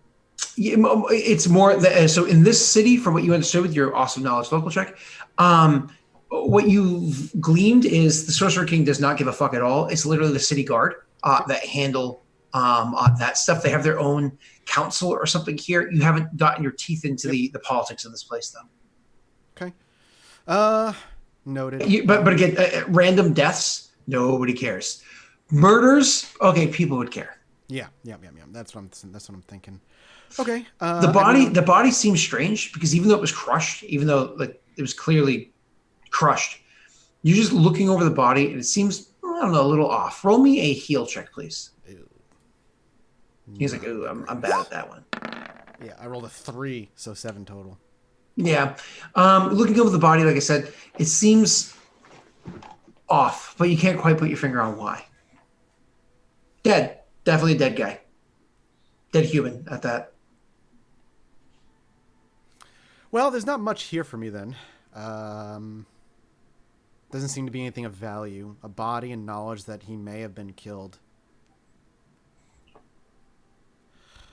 Is there local guards wandering the streets currently? Have they already been by here? I mean, they're about. Honestly, they don't care about the looters. They're just. Gotcha. There's more important things to be concerned about than people. It's a catastrophe. The people that own that stuff is probably dead now, anyways. I would probably grab the attention of a guard. I wouldn't make a big show of it. Maybe just like a raise of a hand or a quiet whistle just to pique one of their interests and bring them over. What you need? As they approach, I simply will kind of gesture as like, it's no secret that something happened here. Decided to take a poke around, and I shrug and maybe with a lot of effort, like push the rock that may be hiding the body as best I can as it can, just like gesture to the body on the ground. He's like, "Don't hurt yourself, old man." He kind of comes over and grabs the rock too, and like helps you at that tail end, like that last little. That's a 10, but that last little nudge kind of gets you over the pivot where now it kind of rolls away or whatever. And he looks at the body. He's like, "Yeah, another one." Shakes his head. Another one. People caught in the buildings when they fell. Nobody knows why this one disappeared, though. It's weird. Wait, did you say disappeared? Oh yeah, you didn't hear? I just kind of subtly shake my head. No, but this building was just gone. That's why all the other ones fell. This one just disappeared. Would there be anything I could be like, have I heard or read or anything about that? Like something disappearing, reappearing? I know it could be in any number of things, but in this world, I don't know. Like I said, you heard the rumors beforehand, but just like a straight up building just disappearing, gone. Reappearing? No. Teleportation in general is very, very, very, very rare because the astral plane was severed. Yeah. Past tense. Well, that raises some red flags, but I wouldn't say anything. I give a nod, and I simply wish to show another body resting here. I don't know what your rituals are here in this city. I only just arrived. He goes, well, I imagine some birds will gobble at it a while. The sun will do the rest. Seeing that there's really no care for their dead here, just give him a nod and head back then to the bar where a missing man for decades has suddenly arrived with an old raisin. Before you do that, because I imagine your character, is curious about certain things, so I'm going to suggest that you would actually make I think it's a caster level check. I'm just checking right now. Yeah, do me a favor, make me a caster level check. Caster level check. What is it? Where is there a button? 1d20 plus your caster level. Oh, it is I'm sure there is a button under spells. 1d20 plus my caster level? Correct. Which should be what? 7? I think it's 4. Oh, you're right. 4. 18. One of the things that you notice kind of like as you finish your conversation with him and you look to leave, it's kind of like focusing on this area, feeling life, essence, right in the area. You feel there is a hint, there is a taste of life here that is, it's like an echo that is different than life usually feels like. There's a different kind of essence to it. It's gone now, but it left behind an echo, like a mark. Well, now I'm interested in talking to them for sure. I'm going to have Psionic Focus on, just so you know, so I have that ticked off. Mm-hmm. There is an ability, but I just got to find it. This one. 25. One creature. Duration. All right. Well, then I guess I make my way back to the inn bar mix of the two of what it was. Knowing it's always nice being around people. Yeah, it's useful. People talk a lot. I don't know how he would go or what I would even do with this info. I guess I'd probably just let the night go by and then come morning, wake ideally as early as possible and wait for them and maybe just follow them. Not in a stealthy manner, or wait for them to come down and speak with them then? So you'd sleep the night, but Yeah. sleep very little, just to make sure you're down here. Awesome. So you do that. You go upstairs, probably get only like 4 hours of sleep. Wake yourself up, come down, be down nice and early to make sure it's there. Now they're eventually going to come downstairs on their own, having slept the full 8 hours and feeling a lot better. One of the things that you're going to notice about your character there, what's your face? My character? Uba. Jake, one of the things you're going to notice about your character is when you finally have like a big bowl of water, like something for cleaning yourself with, right? When you look down in it, oh man, you looked horrible. You've started to gray. You've got crow's feet. You've got wrinkles. Like you can see that. I think you had facial hair, right? Did you have facial hair? I don't. Oh no, you didn't have facial hair. That's right. So at the beginning, you start seeing like great. You can literally see just you look older, and you can see how raisins and emaciated and everything you are, and blah blah blah. The next day when you wake up and you look at yourself again in that bowl of water, you look better. You certainly look like your skin is more filled in. You're more rejuvenated. Like you definitely look you still feel tired, fatigue, not exhausted, but fatigue now. You still feel tired, but you don't look like a walking corpse. You look more like a man, but older than he was before. Definitely has more years on him than he did before. It's kind of alarming. I mean, you felt it a little bit when you got out of bed, but you thought it was just because you were tired. But now you're thinking, oh no, I think it's because I'm actually a bit older. We'll deal with that later on. The two of you eventually do come down the stairs. And once again, like, it doesn't matter if it's at once, one at a time, it doesn't matter. You, of course, notice this difference, Mike, about that character. But Mortimer looks exactly the same, actually just in much better condition than he was before. Any injuries that he has would now be, I imagine, Wade, you'd put effort into healing 100% if you don't already heal 100%. Already did. Yep. Okay. We heal with Mythic Tier 3. We heal to 100% with an 8-hour sleep. Okay, cool. So you're actually looking pristine. Like all of your new injuries are 100% removed. You just have dirty armor, but you look in, your body's, but all injuries are completely healed. You actually look great. So when he comes downstairs, you notice that Mortimer looks, aside from being dirty, actually he probably even would have cleaned himself realistically. Gladiators are pretty meticulous with that sort of stuff.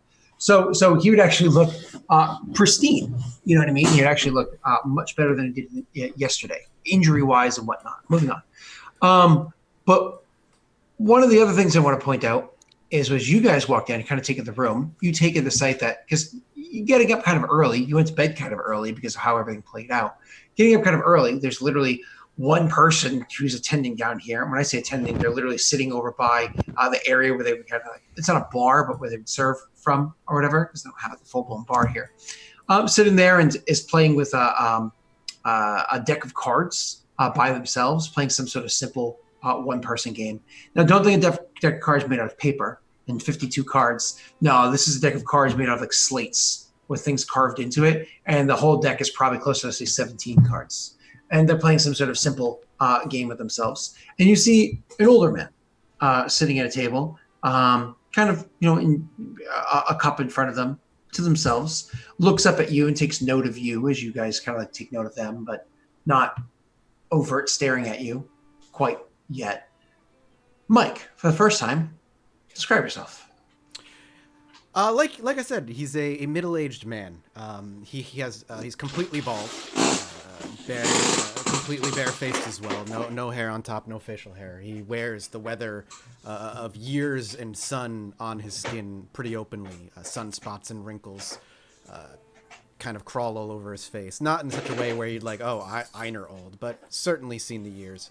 He dresses very simply: tan clothes, loose clothes, a long jacket, and 2 books, nothing more, on the table that sit next to his drink. Oh, he has books out? Remember, books are illegal in most places. Fuck, that's right. In Rain again. Backpack. And Rain again, it's so different right now. Nobody really cares. All those old crazy laws don't really apply here as much. It all depends on if the guard happens to be like a douchey guard. Well, even then, he would just keep them in his bag. I completely forgot Dark Sun books bag. Yeah, I was gonna say it's just books give people concerns. Yeah. He's rather plain looking. He's not bad looking. He might have been handsome in his younger days, but certainly the years haven't been particularly kind to him. And he just kind of gives a nonchalant stare with brown eyes. And that's about it. He's very plain. He's very boring. Human, right? Human. You know what's funny? How old did you say he is? 57. And you said not quite. Not quite Einar looking old. Because didn't Einar look like he was like 80? Yeah, he's 55. Oh, see, I'm older than Einar. Yeah, but the way Dave described him, it sounded like because when you live a life under just a beating, harsh sun with lack of nutrients. That's why I look a little bit better. Exactly. It's wasn't quite the same. It's funny because it's like if you looked at, say, a 55-year-old, like, say, 30, 40 years ago versus a 55-year-old today. Yeah. It's two different. I always, whenever I think of a 55-year-old, I always think of that Home Depot commercial. It's like you're at the age where you know how to do things, but still can get things done. Get your supplies here at the Home Depot. And it shows like a 55-year-old guy doing like some loading up his machining truck and all that other stuff. It's legit though. Like 55-year-old dudes can like throw down. So when you meet his eyes, he'll actually lift his mug of whatever he's drinking and give a very nonchalant nod to you, Mortifer, specifically.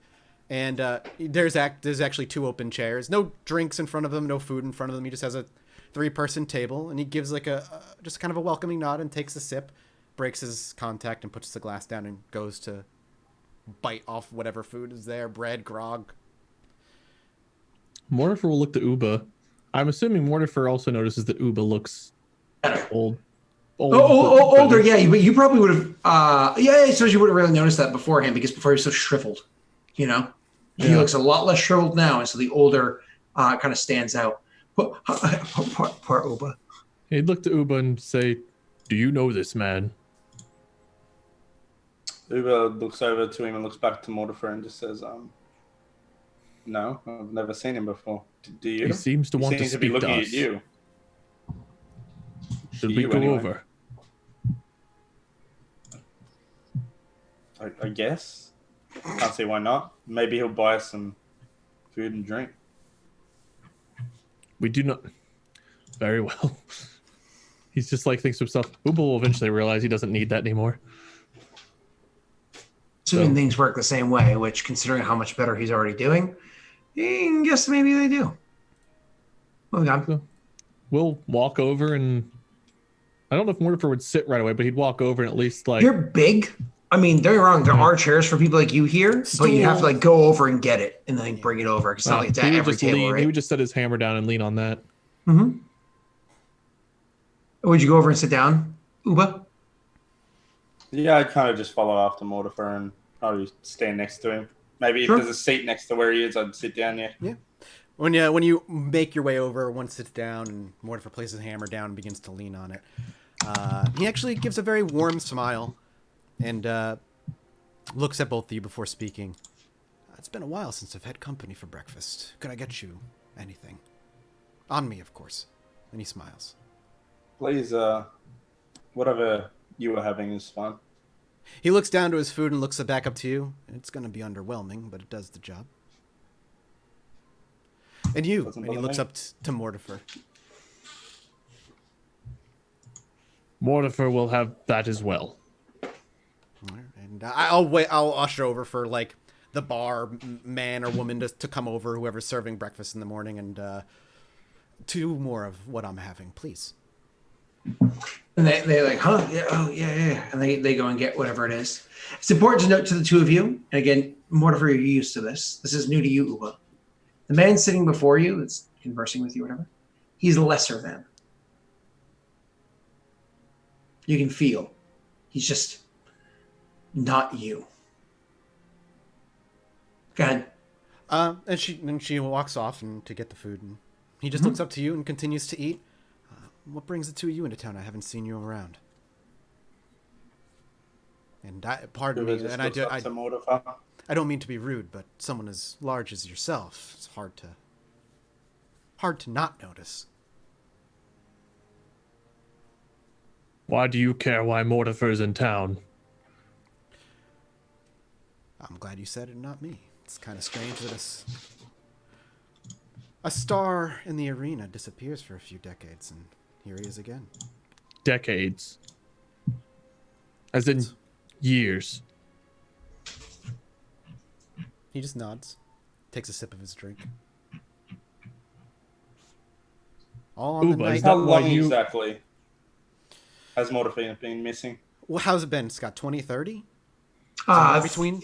I mean, you know that they I don't know the place. specifics, obviously. You know that the queen was overthrown like some 30 years ago. So Right, so I'll just say- some 30 years ago, and so that the arena was emptied around that time. But you don't know the exact date or anything. Yeah. Well, it was somewhere around 30 decades ago that the queen fell, and all those within the arena escaped, and you were one of them.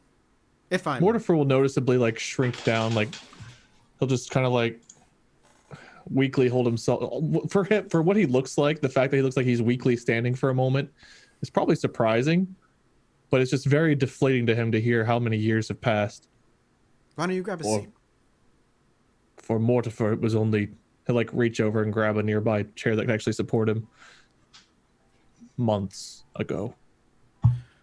He, his eyes go wide, and he actually puts down the food that he's got, wipes clean his mouth. A few months ago. That's...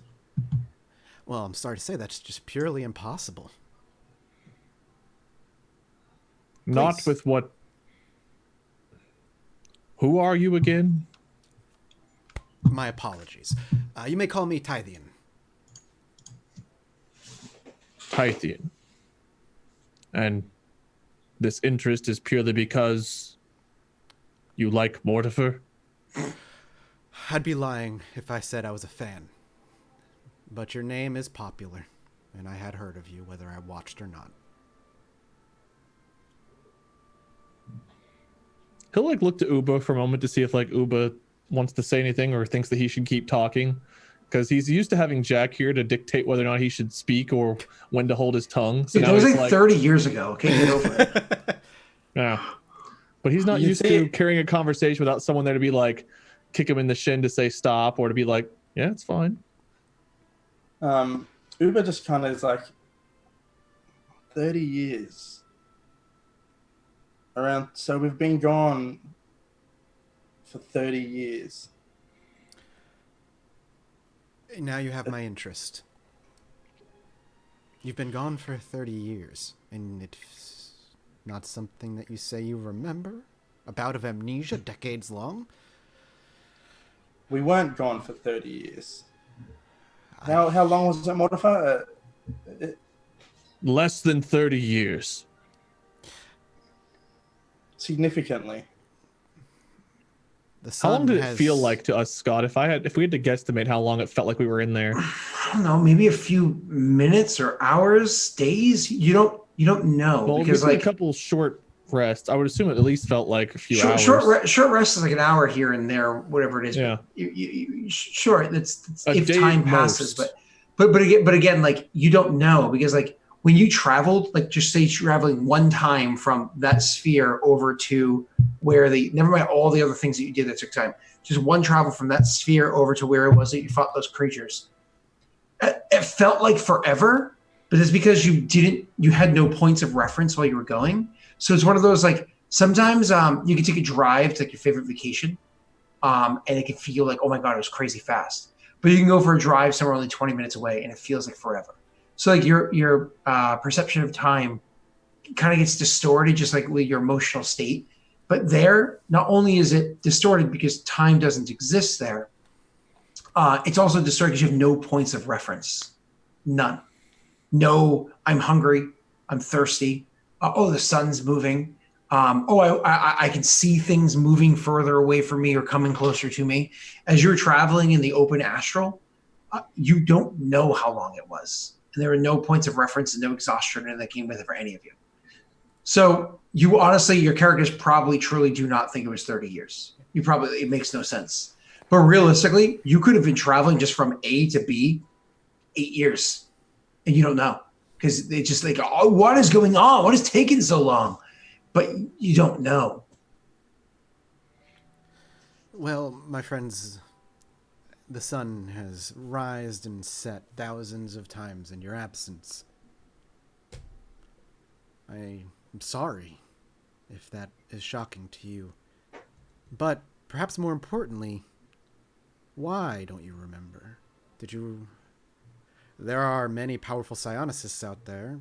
Would they have wiped away 3 decades worth of memories for something you've done? We do remember. It just wasn't 30 years.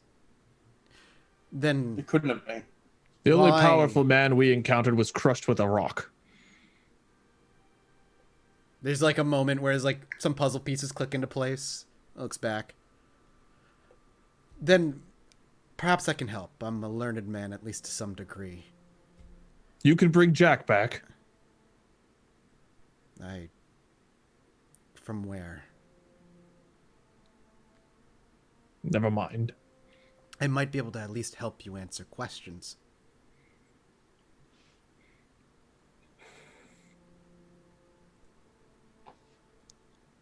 Mortimer does not even know where to begin. Then perhaps Do your you know friend of the does. Calum family? Of course. We need to find them. Well, if you head to Tyr, you'll find a majority of them. You And know that that is where we should go. Tyr is a more dangerous location for you, but I mean, honestly, it's not the end. Like again, Yeah. it's like people are out hunting for you right, Right, now. exactly. You know what I mean? So, Yeah, like, yeah. Tyr, we find most of them. But I'd genuinely, before you leave, and you've only been here for what seems like a night, I would like to help. Help how? Like I said, I'm a man of some intelligence at the least. Maybe this event that the both of you seem to have faced and lost an entire lifetime, I can help at least explore, describe, or, if we're incredibly lucky, undo, if it's something that can be undone. Can you undo death? I cannot. There are Then I do none not that know what who help you can be. Is that all you care about then? Mortimer had nothing but Jack. Now Jack is gone. He looks And to Uba. Uba. He looks to Uba. I'm sorry. He would say that without even like thinking about the fact that Uba's right there, aging 30 years with him. Uber would just be like, I have no one myself either. Well, that makes 3 of us then. So we have all the time in the world. I can't bring him back. I can't bring anybody back from the dead. And you have no one to go find a report to. So take a seat. Enjoy your breakfast as like the lady brings over the food and drink that we ordered. And tell me what happened to you in these past 30 years. If you're willing.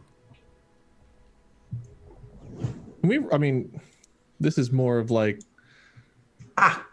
Mortimer would be suspicious of this guy asking all these questions, and obviously, like we all know as players what's going on here. But would I need to roll like an insight or something to see if he has ulterior motives for wanting to find out all this stuff about us? Because like walking Absolutely. around the town in 30 years and having somebody just be like, "Tell me everything," like several times. you're welcome to make that check, sir.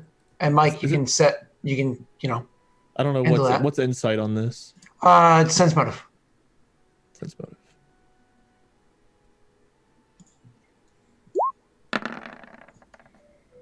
He just seems interested.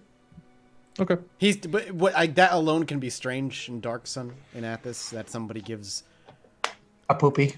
like crap. Well, that was usually not Mortimer's role to care. So if Mortimer doesn't get a bad vibe off of him and he looks like a lesser being, he would not feel threatened by an old Oh man. yeah, So for sure. Unless Uba stops him, unless Uba wants to say his perspective, Mortimer would probably say a lot.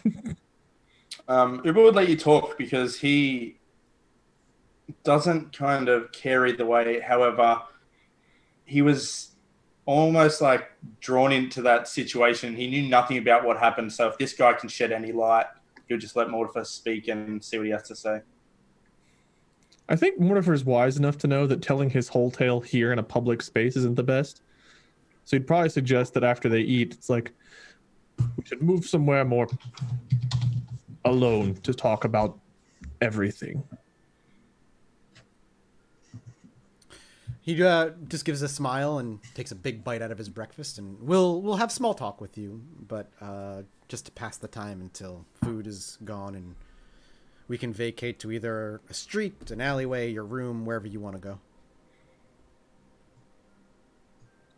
Apparently, Mortimer hasn't been here for 30 years, so I will defer to you to show us a safe place. Scott, where's the privatest place I can find? I mean, honestly, Mortimer, you know of old tunnels and stuff like that you guys are all discovered in the first season of the campaign. I mean, During all the chaos and stuff, like would those still be accessible? I thought that was more because it was like just anarchy. No. There are some things because of his anarchy or whatever. But there are other things that are literally like secret areas that you could try to get to or access or whatever. Or worst case scenario, you can literally walk into a building that looks like disheveled and ransacked or whatever. Like looks like it's probably going to collapse the next couple of next year or so. And then you'll find like people hiding there. And be like, go! Escape slaves or whatever. They'll scatter. They're illegal anyways, right? So they'll run off and sure. Have space. Yeah, whatever the closest area is that we can find that seems suitable. Okay. And Mortimer would start with basically he feels like he's back to square one. Like breaking out of that place is almost like breaking out of the arena to him. And it's just like life has gone in a big circle for him where he felt like he was going somewhere. He was working toward his freedom. And then anarchy ensued and he broke out. Then it's like now that he's out, what's his purpose? And he'll talk about meeting Jack and Jack kind of helping him and what Jack meant along the journey. About them going to the palace with Shashuk. He'll mention Shashuk's name as a companion.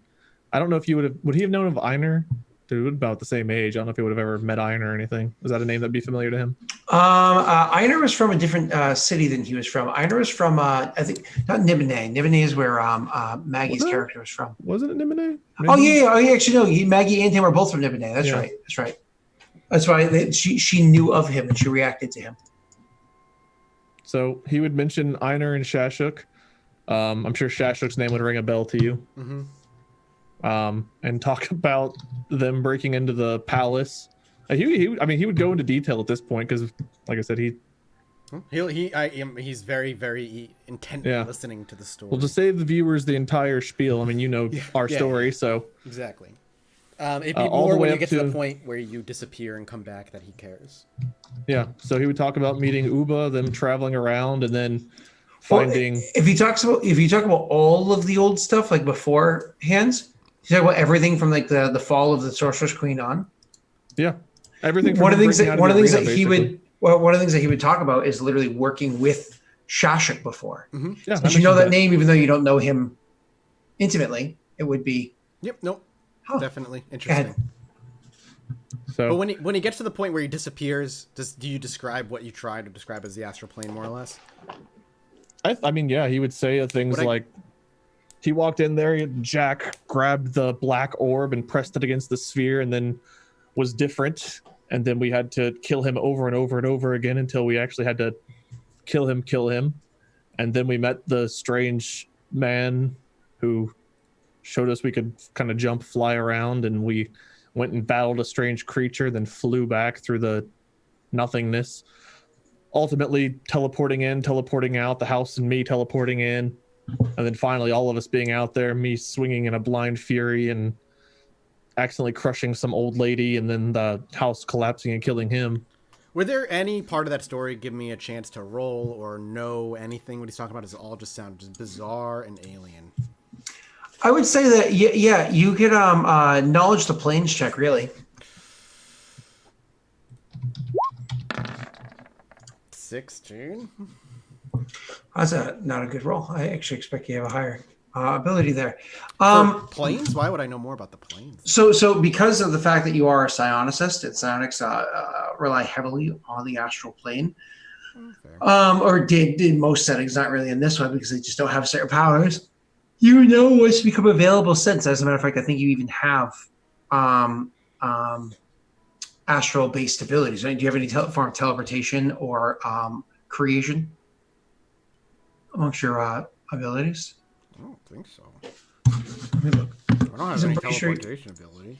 I'm looking at you right now. Hold on. Don't look at me. I'm pretty sure you have that stuff on you. Smells. Whoop. So where are they? Oh, not there. Where do you have them? You can talk about these down here. Where's these? Under then? features and traits. Oh, there we go. Okay. Oh, is that where you put your powers? That's funny. Yeah. Where else should I put them? Under spells, you can figure it out later on. Don't worry about that. So go back. The spell like ability is what you could do. So conceal, telepathic, flash, mental. Well, you don't have any abilities that rely on. Burst would be the only one that would be like movement based. No. So I would say you've vaguely heard of the astral plane because you know that it's something that's relatively new and psionics have been really exploring into for about 30 years. Mhm. But you never really explored into it. You kind of went with a more tried and true traditional approach to psionics. Huh.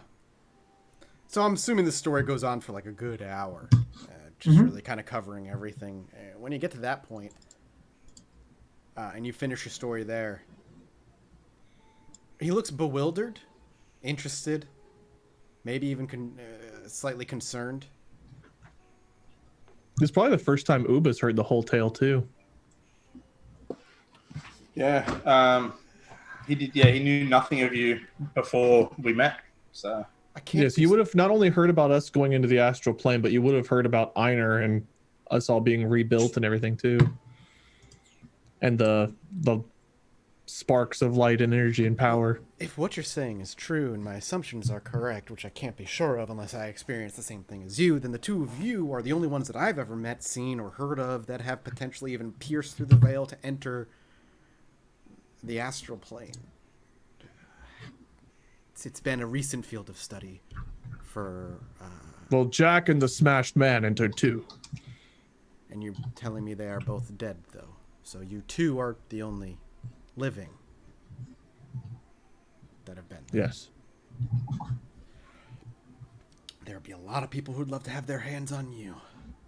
Mm-hmm. They can try. Many have. None has ever killed Mortifer. Uber would just say, I don't know that Jack's dead. Whilst his body is not here, I told you, Mortifer, what happened. And You I spoke don't to know him how as all a this ghost works. while you were also a ghost. yeah. And then he joined with me. And I was able to come back to my body.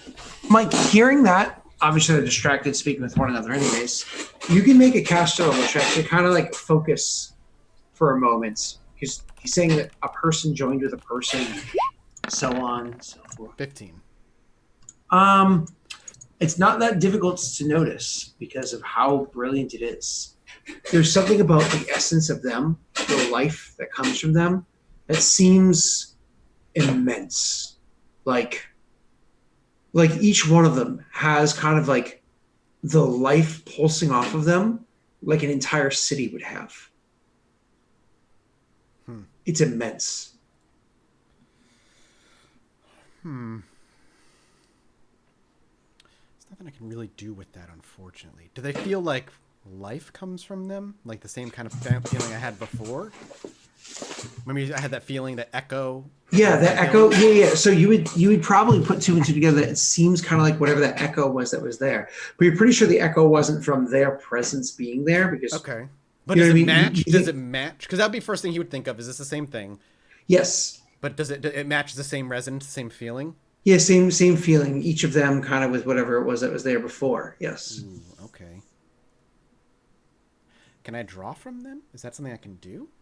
You can try. I don't know how I would try without being insanely obvious as to what I It'd was be doing. it'd be insanely So obvious. I wouldn't do it right now then. Interesting. I take a mental note. Well, I like the sound of that. Copper top, baby. Welcome to the Matrix. Strap in or strap on. while I can't be certain, it seems the two of you at the very least were... If I was to put money on it, I'd say at the better end you were likely within the astral plane, but I don't truly know how it works, and if you entered and exited in what you felt was hours and it was 30 years, then there's certainly quite a lot more that we need to learn about it. Can you enter back? Is there a doorway that you walked through? Mortifer will not go back. I see. Uber shakes his head. There was a doorway. Mortifer... Uba, is Mortifer also old? I'll just bluntly ask you. He looks up at you and he says, "No, you haven't changed." Are you saying You look have... awful. So it seems that the passing of time then did have a physical repercussion on at least one of you. Not... Uba looks different now than he did when we were on the other side. 30 years did pass. Jack's body... Which means, and then he kind of like, you didn't go there with your mind or your spirit then. That means you went with Mortifer had his mind and his spirit. But you also, and then he looks over to Uba, if you aged and returned, that means you went physically as well. We struggle enough to touch the plane with our minds, never mind bring ourselves wholly into it. It was When I not was hard, we just brought climbed through back, the hole. I died instantly. And yet you stand before me alive. And he turns to Mortifer. You climbed through a hole. Can you take me to this hole? We have to go through Uric, and then Mortifer does not want to go back. I don't. That is on the way, just so you know, Mike. Go ahead. Yeah, I'm not asking you to enter. I'm just asking you to show me where.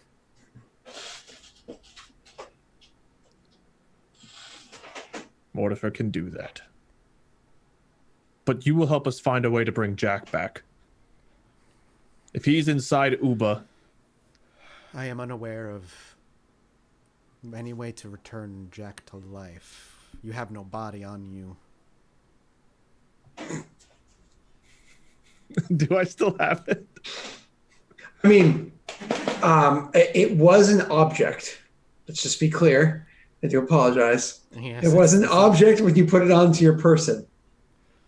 Would it shrink down when you shrink down? I would imagine no, because it would shrink to its natural state or expand, to its natural state when the effect ends. I don't think it would then change, So do I have like powdered Jack in my pocket?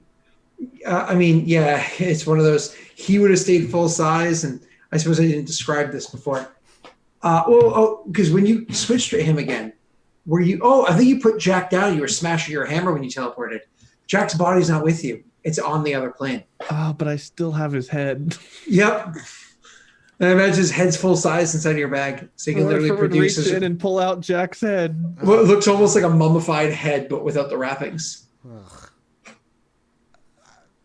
I know of no way to bring him back with anything, right, Scott? There's no...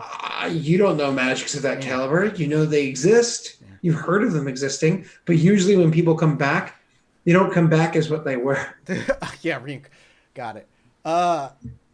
He will give you an incredibly sympathetic look. There are rumors of ways, but you're then tapping into forbidden arts. Mortifer's not afraid of what's forbidden.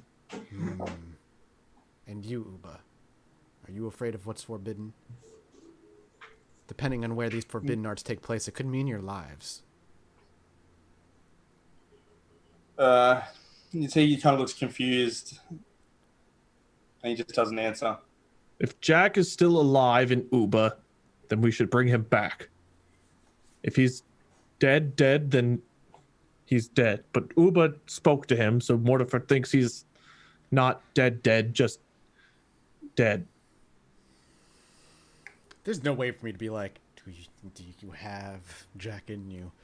No. No. He just shakes his head. Concept of souls is kind of a strange thing in Athos. Yeah, exactly. I'm sure people talk about them and whatnot, but literally accessing the outer planes is not really a thing. Yeah. I can promise you I'll try. I can't promise you will succeed. Then we need to go to Yorick, and then west. Beautiful. And so why don't we take our next break? Sounds good. All right. Be back in about 5 to 10 minutes. Don't go anywhere.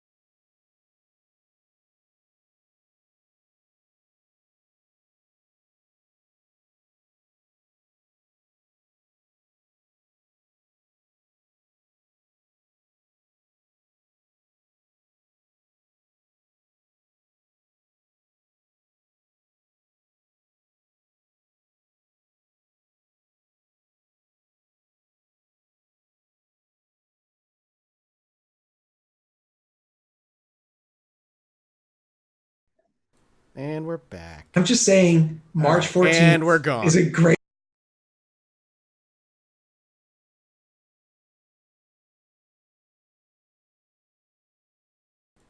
All right, we're back for real this time. Just say, God, no. damn it.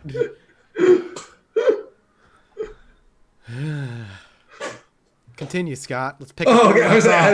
I didn't take us out. You, Scott. I did not with that line of thought. With the D&D line of thought. Okay. So holidays. So you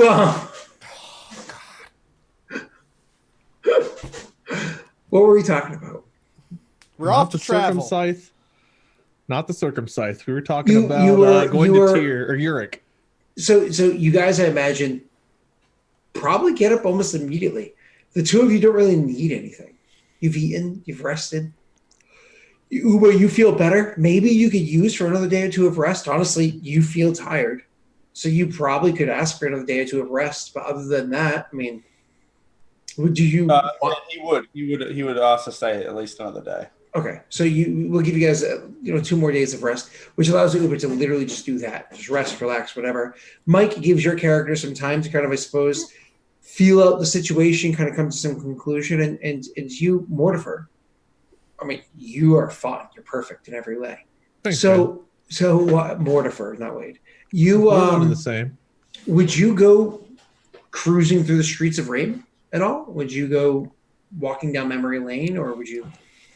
If we're taking another night here or more time, probably 2 nights, yeah. I think Mortifer would go back to the arena, to like one of the spectator spots, just to see it from that perspective and just to think and reflect, because he just told the whole story of breaking out, meeting Jack. I think for Mortifer, he really feels like his self-awareness of himself as a person, like thinking of him as more than just a slave to what his family wanted him to be, and then a slave in the arena. The first time he ever had to think about what he wanted or who he was or what friendship or companions or anything like that was that began whenever he met Jack the day they broke out of the arena. So I think that's almost like being born to him. So I think he would go back there because he's realizing that for the third time he's got to start over and figure everything out. And I think that's where he would go to reflect on it. Would you go to the free seats, the ones that are made for just the peasants to come and enjoy the show, to appease the masses? Or would you go for the paid seats? I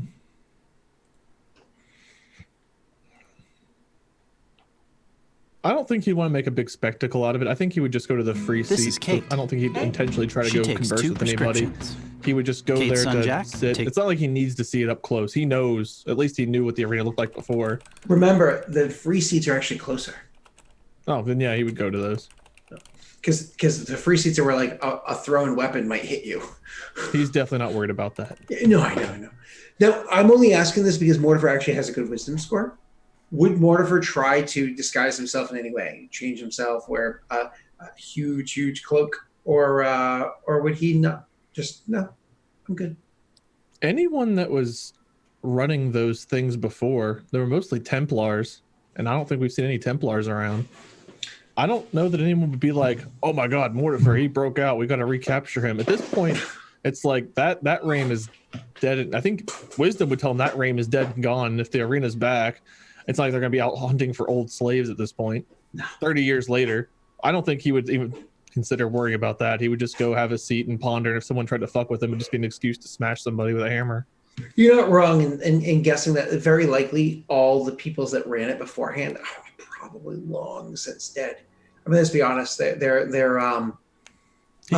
a lot of them. You killed a lot of them. The other people just an escape out killed a lot of them. Then just the chaos afterwards, and so on from there, right? So you go walking in, and it's a weird feeling. Not the feeling like you had beforehand 30 years ago, a couple months ago, when you came walking through here before, and you ended up getting into that fight or whatever with the elves and blah blah blah blah blah. This is a different feeling because this time you're actually walking in with the crowd, with the masses. You can hear the drum beat happening inside the arena as you're approaching. You know that drum beat. It was the beating of the drum that you used to hear when you were underneath the arena beforehand. When you were in the Sorry, the undertunnels where you would all the warriors and whatnot were kept, all the gladiators were kept.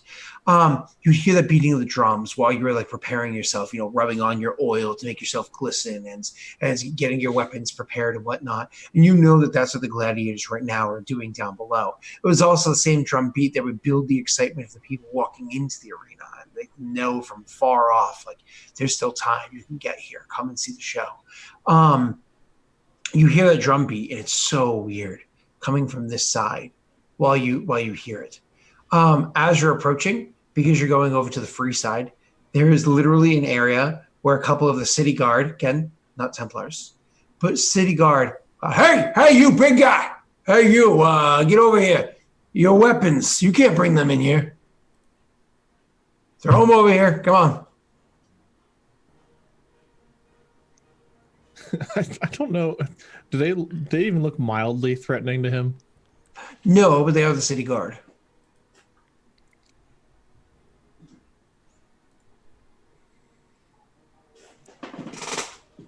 That might stop. He's not going to give up his weapon. That's just something he will not do. So instead of going in, he might just stand outside then and like look and listen. So you stop, you pause, you kind of look at the guy, probably look agitated. And then what? You just shrug and start walking the other direction? He would just kind of make his way out of the crowd and kind of just like stand outside of the arena to a place where he could like hear what was going on and kind of just sit and lean back and think, rather than just go in, because he's not going to give the weapon. He doesn't really feel like dealing with pissing off the entire city again. He remembers him and Jack trying so hard to lay low, and he's like, as much as the inclination is to smash whatever he sees right now, it's like, Mortimer's a bit daft. But while he's out there thinking for some time, you can make an intelligence check. This is for memory.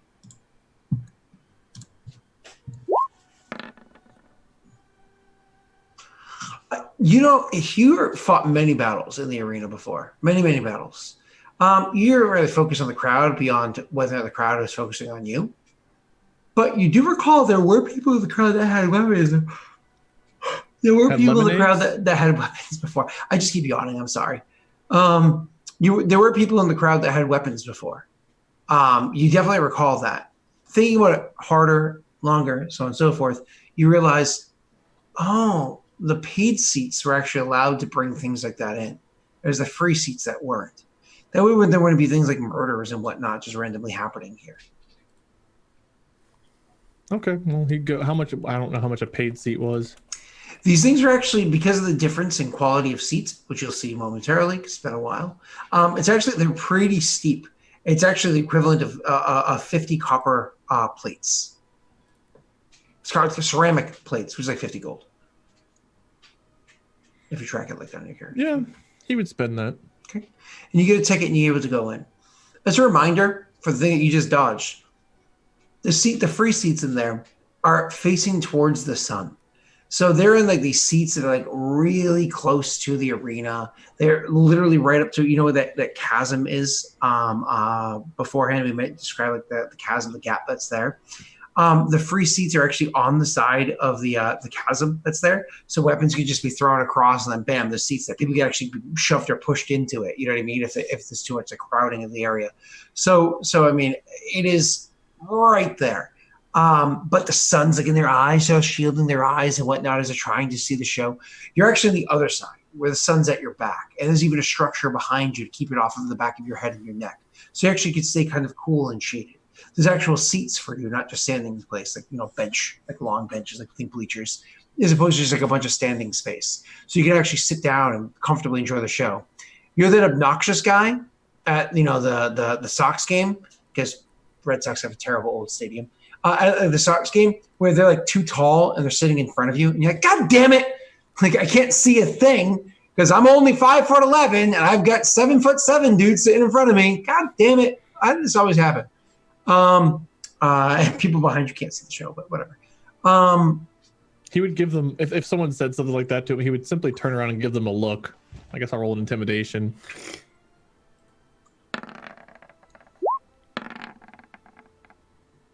Damn. You're scared. I forgot how much of a bonus you have to that. Like, nothing. Not good at much, but I'm good at like two things. That's Jake's looking at that going, oh, +9, that's cute. What level are you? Cute. He couldn't beat me in battle. It doesn't matter. Who are you talking about? Because I'm not talking about Uba.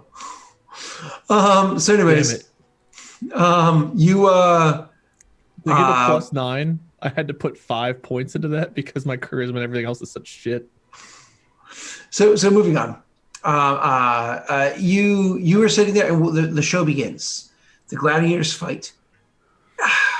Wade, when you were in the arena, the excitement of it, the way people would cheer your name, the way they would literally stand and scream for you to murder the person in front of you. And after you did and held up their head, the way that they would cheer, the love, the sway of the people, it was like a drug that you can't describe. Drug better than anything that Jack ever fed you. Oh, you're going to miss Jack's drugs.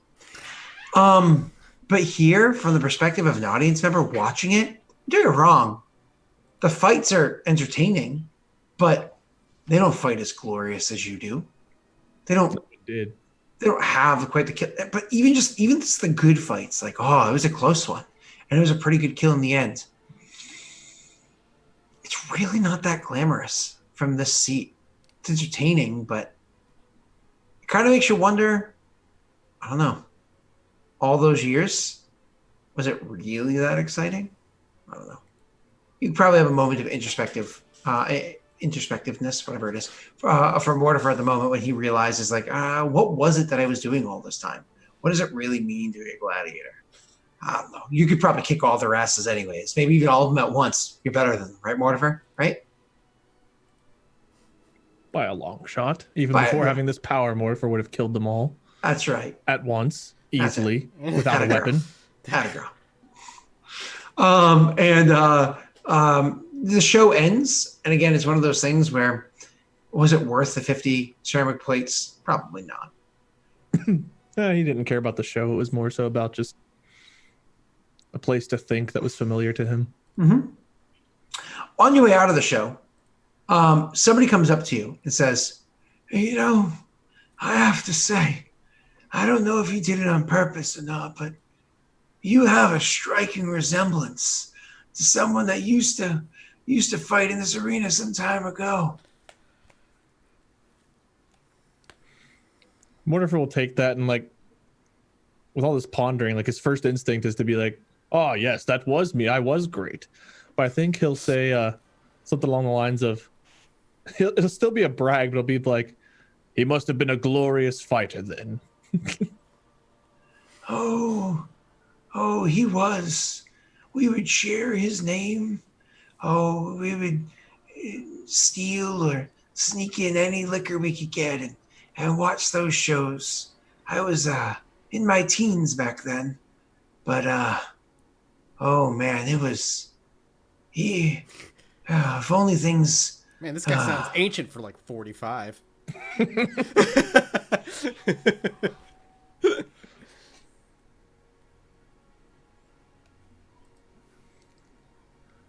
Mortimer will just, he'll almost smile to himself like he still appreciates the compliment, but right now he's more so just feeling the loss of Jack and the fact that his life just seems to go in these circles of nothingness. And even with all the power and strength he has, he somehow has ended up here with, I mean, he's got Uba and he's met this new man, but Uba's still a new companion. They've spent maybe 30 years together, but it feels to him like a day. But he realizes how empty his life has been and how even sitting up there watching the other fighters, it was a little bit of entertainment, but was it that great? And that's really what his legacy is right now. It's like, of all the great things he's accomplished, who are they great to other than himself? And then this man reminds him that some people remember, but he's still sitting there walking out basically by himself.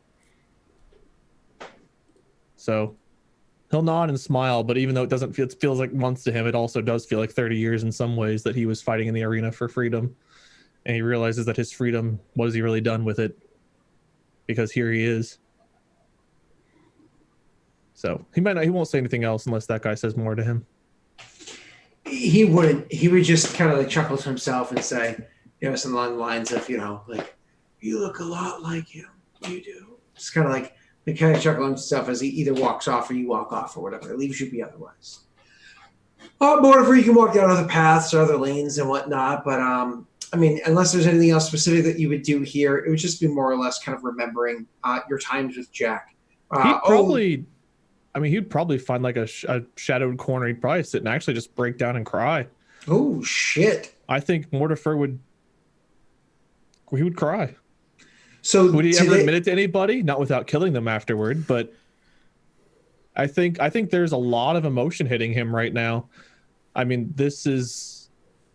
Raim is built back up, and Mortifer's now in the stands and not in the arena, and yet he feels empty and alone. And now 30 years have passed by, and will the Kalem still be around? Maybe. The ones he knew? Maybe.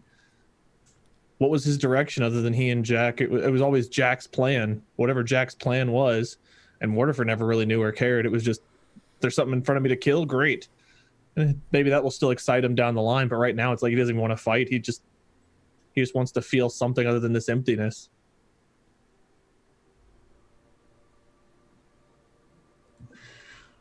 So you would get your good cry out, and I imagine somebody at some point in time might happen by you because this is a densely packed place and you're not in the nicest of areas. So I imagine some poor random peasant gets their day turned upside down as they notice, and If they stayed or lingered or gave him any kind of look, he would either give them a threatening glance or just flat out attack, like deck them if they came close. And you imagine a fist the size of your keyboard, hitting somebody in the head. That's the best of days. So you like I said, you turn some peasants' day upside down and others don't come by. Eventually kind of collect yourself, and whether you meet around the city or go back to them, 2 days pass, and you guys can finally choose to leave. Uba, 3 days total rest. You feel so much better than you did before. You actually feel fully rejuvenated in almost every way. Except in some ways you feel more invigorated. Like I keep describing it, but you feel more than. It's hard to, you don't know quite what it means. You understand what that guy was saying beforehand when he was frustrating as hell. Like, God, dude, we're stuck here now 30 years because how long all the RP and everything went. I had like a timer going. I was like, frustrated that he didn't know what to do. But now here you are, and you have Jack's essence in you and whatever that guy's essence was inside of you. So you know that you have these abilities too. You can't even begin to fathom what those abilities are or how to access them.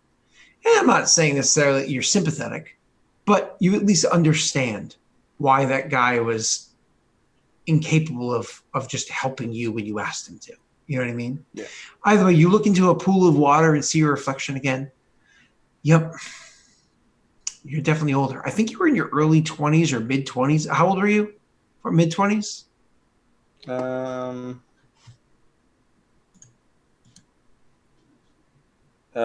Age is blank, so let's say mid 20s. Yeah, mid 20s. So you're probably like your mid 50s now.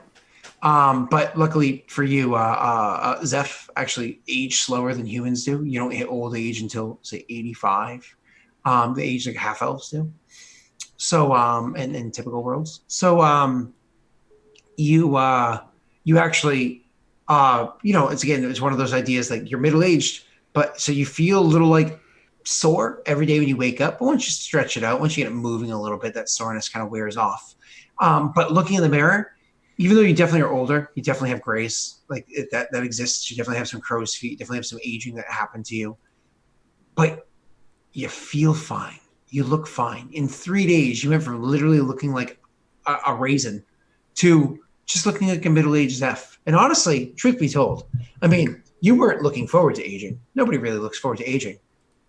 But if it suits you, like, it looks good. You know what I mean? Like, you're like, you know what? I do take after Dad. Yeah, so he just note that, and he kind of probably spend time thinking while Mortifer's gone and he's resting, probably just on how he feels and how he does feel more than he was. Mhm. Yeah, so that's what he'd spend his time kind of contemplating and seeing what he could think of to do with that. Yep. And we can worry about that as time moves on anyways. But Yeah. so it's finally the day for travel. It's one of those, you're feeling better. I imagine you guys have a quick chat. We don't need to RP it. A quick chat with one another where it's kind of like, yeah, no, I'm feeling good. I'm feeling great, actually, ready for travel, so on and so forth. And Mortifer, you can see that he definitely looks older than he did a few days ago, but he looks great. He looks like he feels fine and everything. Luckily, he was young enough that the age jump on his race didn't really affect him. Too bad none of you were elves, huh? Like, oh, just like a couple minutes passed. That was unfortunate. Mortifer feels fine. That's true. That is true. Mortifer didn't really age, so it's some time passed, I guess. So you finally are hitting the road. Now, we had discussed beforehand, kind of swinging through Uric. Now, Mike, obviously you didn't really have full-blown conversations with him. You had to contemplate the path, so on and so forth. They said it's near Uric, you'll pass Uric. They didn't necessarily say in Uric. If you stick on the road, the northern road goes north of the Dragon's Bowl. We talked about this beforehand. That's kind of the path that you guys went a wide berth of rounds before when it was just you and Jack Mortifer. If you guys stick along that road there, Uric is the next like large city-state that you're going to come across. Mike, could you roll me knowledge history? Yeah, I think I'm actually okay at that. Yeah, I'm okay at that. Whoa, that was almost a natural 1. All right. Well, 16 on a 7 is not terrible. It didn't roll. We didn't see it, so I'll take it. I'll re-roll that. thanks, roll 20. Doing a great job. Do you see that one? It was 1. Hey, higher. yeah. So almost be a 20. So you are. It's not like super rare knowledge. What you know about Uric is that at some point in time in the past, probably you don't know exactly when, probably about 30 years ago, whatever it was, the sorcerer king there, whose name is Hamanu. Hamanu, is shortly after the Cerulean storm, which was like the earthquakes and whatnot that kind of like passed the area when tons of crazy shit happened and a couple of the sorcerer kings and whatnot died. He disappeared from his city-state for a period of time. When he returned, he changed how it is that he runs that city. That place is on lockdown. Beforehand, they had these weird rules about like how it is that people needed to look and behave when they're inside there. Yeah, whatever. But since he's returned, they limit a hard number for how many people are welcome to come and go inside that city. They literally count the number of people. You don't know what the number is because it changes daily, how many are allowed to come and go. But once that number is hit, it doesn't matter. If you're sitting outside the gate, you're queued for coming in. Like, oh, maybe you'll come in tomorrow. Maybe you'll come in the day after that. It's like when you're going up to a red light and you're waiting for the rotation, like how many rotations before I get to go through it, except it's days in the desert outside of a city-state on Athos. It's miserable. And when you're in there, when you're actually allowed in, from what you understand, you're under close watch. You don't know quite what that means, but you're under close watch. All right. For what it's worth, gentlemen. I imagine this is kind of like as you guys are preparing to leave. As you maybe like leaving and walking and whatnot. Gathered supplies already. Go on. If you plan on heading into the city of Uric, then I would prepare for a rather long wait. Things may have changed if your story holds true. The city itself is a rather secure one, similar to I liken it to a voluntary prison, but that's my own personal judgment. Yes, they made Mortifer shave his head and his beard, and he was in jail, and then not. And Jack made him look like somebody else, and yes, I know. Well, if you can imagine how difficult and problematic that was, it's even more so now. Mortifer's not shaving anything else. Well, then I would suggest we don't go into the city, for one, if you don't want to follow their laws. But more importantly, they limit the number of people in the city per day. There's a large line outside of people waiting to get in. And while you're in there, you are under a rather high amount of scrutiny, shall we say. I do not plan on queuing. They owe us 10,000 copper plates, and Jack promised Mortifer half. Which was how much did Jack actually promise? I promised him I promised him $2,000. Yeah. He'll say that. He'll be like, they owe us 10,000 copper plates, and Mortifer was owed half, 2,000. He'll proudly hold up his chin. This Jack sounds like an extraordinarily generous man. He was. That's a complete lie. Even if it was Mortifer, he was. Uber's like. Yeah, exactly. Why do they owe you such a large sum of money? Because we were supposed to go and investigate Uba's destroyed home and the portal to the Hell Plane. Ah, the thing you disappeared 3 decades ago to do. Yes. You have high hopes if you think you're going to get paid for a job you never finished. Jared Versal rolled 2 nat 20s to guarantee we would. Who? Yeah, no, he thinks for a moment. Perhaps the astral plane meddles with the mind as well as the body. Notes. I mean, the astral plane does allow you to go anywhere, including beyond the fourth wall. Mortifer, if I may address you as such. I would not hold out hope that you're going to get paid. If that's the express reason you're going to the city, then maybe it'd be best that we don't enter the city. I imagine somebody demanding the Sorcerer King pay them 10,000 ceramic plates isn't going to go very well for you. Or for the Sorcerer King. I wish you the best of luck if that's your plan. I certainly will not be following you inside. And I look to Uba. I suggest the same for you as well. Unless you too plan on killing a Sorcerer King with your bare hands. You just see Uba standing there, and then he just vanishes from sight. I look back Mike, to Mortifer. you can spellcraft Oh, okay, cool. as you see it happen. You see the roll. I do 18. It's to understand the spell that you witness. Is it 20 plus spell level or is it 15 plus spell level? It's such a middle of the road spell. Hold on. I feel like it's 15 plus spell level. Almost positive. Identify a spell being cast 15 plus spell level. And that's a second level spell. Because it's not improved. It's regular invisibility, right? It's just a ring of invisibility, so yeah. That's it. Yeah. So you literally see he just got the way he fades. You know that it's the spell invisibility. Like arcane magic? Yeah, like the spell invisibility. Yeah, but that shit's illegal, is it not? I mean, this is an item. So It's an item. It's a relic of the days of yore. That's fine. I thought you meant like he actively was He didn't sit there and be like, Vita. no, that's... Or maybe he just did like a hand. Okay, so he just goes invisible. I look back to Mortifer. I don't know if that means he's going to join you or not, honestly. Mortifer does not know, but the Calum family was supposed to be there, or slightly south, but they were also going to head to Tyr. What is your goal right now, Mortifer? You seem... To find a goal. I've given you one. Bring me to where you disappeared. Show me the whole... Well, Yorick is on the way, so we could perhaps try before we move on.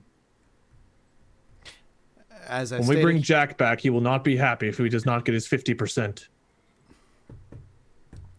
As I've stated, I don't plan on queuing in line with you, for what it's worth. It's too dangerous for all of us. That city is under lock and key, figuratively and literally. Ubo will kind of pop back in and just standing and walking around Mortifer's leg or something. He says, Mortifer, I don't know if you'll be able to collect probably the person that promised you is dead unless you spoke with the Sorcerer King himself. Waterford did. He's like, he remembers like, no, Jack spoke with him. Seems as this Jack had quite the tight leash on you. Without him, you are truly a wandering pup. Woof. I will take you to the spot. I appreciate your help. Uber pipes up and just says, I'd like to swing past home on the way and just see what has happened in 30 years. Where's home for you? Grows. On the way. Many mysteries, lots of questions. I haven't had an adventure like this in years. String me along, strong man. I'm eager to learn. For your sake and age, I hope that 30 more years doesn't pass while we are gone. If they do, I fear for my longevity. Yes, Scott? What would you like? I was going to say, you're a scion, psionic, Yes. so on and so forth. Mm-hmm. You have a bunch of powers known, like 9 of them or something, right? Yeah. So you have them all picked? They're all right there, right? Oh, okay. I wasn't sure if these were all, because I don't know all of them. Some of them almost look like feats to me, but now I get it. Some of them are just like little bonuses. No, it's fine. It's fine. Because things like vigor don't count. You know that, right? Oh, wait, never mind. Vigor does. Yeah. I was thinking of something else. I was thinking of Vim. That's right. I didn't know if I was looking amongst your things here if you had chosen sustenance, the power. That's the one that feeds me. He has like 1 or 3 power points a day, and it makes it so you don't have to eat food or drink water. Ah, gotcha. I imagine we would have collected food and water for the journey, right? Yes. Well, Waterford wouldn't do it instinctively because he knows he doesn't have to eat or drink. And I would Uba, for myself. Uba probably would, at least to it, probably would have packed up to pack full. Like, I'm going on a long trip. Jeez, I probably should prepare. But eventually, in the journey, we realized he really doesn't need it. He just needed it beforehand to get himself back to being healthy again. You know what I mean? Honestly, I mean, I would buy enough, right, for myself. Is that what you're worried about? It's just not a short journey, and when you're in the desert, you consume more water than normally. So if you usually drink, like, let's say, I don't know, half a gallon of water a day, you're drinking over a gallon of water a day in an area like this. You know what I'm saying? And traveling on the sand is actually slower. So, but the distance realistically between Raim and Uba by the road is only like 75, 85 miles, somewhere in there. It's actually not like, oh my God, it's crazy far. It's just slow moving and exhausting to do so, and very, very dangerous. Okay. Well, I don't have it, so I would have to buy food and water on my own. Okay. And your character's not incredibly strong. I imagine you don't have any extra dimensional packs or anything like that. God, no. So do you ask somebody like Mortifer to? Oh yeah, absolutely. I would have to. Okay. I would So basically imagine- say, like, if you want me to come along on this journey, I'm going to need your help to carry things. I'm not one built for long travels. He'll laugh and he'll like flip the pocket that he pulled Jack's head out of inside out a little bit and like shake it out and show you that there's plenty of room.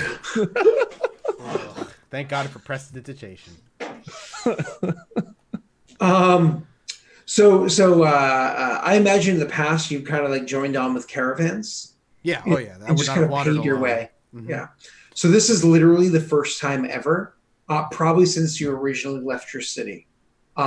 This is probably the first time ever you've left the city, a city to another one with so few people. That honestly, I was already thinking about something that would come up very quickly after we've left.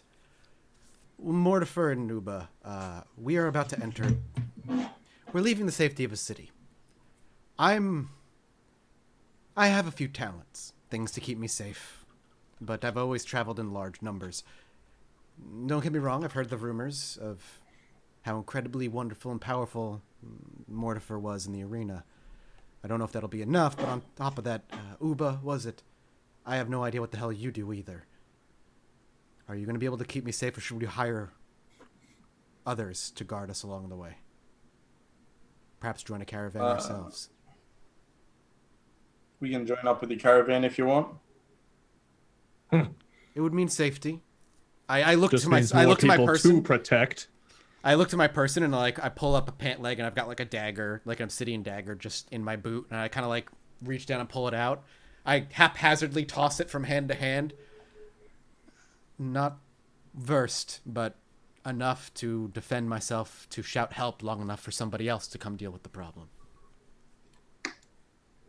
If it comes to that. Uber probably activates his mind blades and says, I can take care of myself. The big guy could probably take care of you. We could go. You want me to not knowledge psionics that roll? Yes. Sorry. I thought you were done. Did you see that roll? You know what a mind blade is. Okay. Yeah. Sorry, soul knife is. You know what a soul knife is. You've seen these powers before, but more importantly, when you see him do that, you now remember, like, because he looks most kind of human, but definitely has different features and whatnot. Now that when he does that, it kind of clicks in your mind. Oh, he's one of them. There used to be like an okay number of them, but now they're a pretty rare race. Like, you remember like seeing them when you were younger, like more often, not all the time, but at least once a month you'd see one What's of this the name race of this come race by. again? Zeph. You remember seeing them at least once a month when he was younger, when you were much younger. But God, for a long time, you did not. You very rarely see them, and that's why it kind of clicks. It's probably been a few years since last time you saw one of his. Okay. There might even be a moment where I just like, you're a Zeph. Oh, of course. It makes sense. Oh, well. First, I'm elated to see one of you. You're rare now. Well, it's been 30 years for you. What Your happened? people were common. Or more common. Common might be the wrong word when I was a bit on the younger side, but now the years have not been kind to your people. I couldn't tell you why. They've not been around. But Do we know? I mean, we know why, right? The thing that we investigate is what wiped out the. Yeah. Well, you want to see what wiped out his people? That's where we're headed. You have seen some of us. Very rarely, occasionally. Never long enough to discuss or speak with any of them. I was usually too busy myself. Well, I hope we run into one. It'd be nice to see a familiar face. Female face? What? You two were planted in front of me simply to answer the world's questions I've had for so long. Plot. We'll keep answering your questions, but you remember which one of mine I want answered.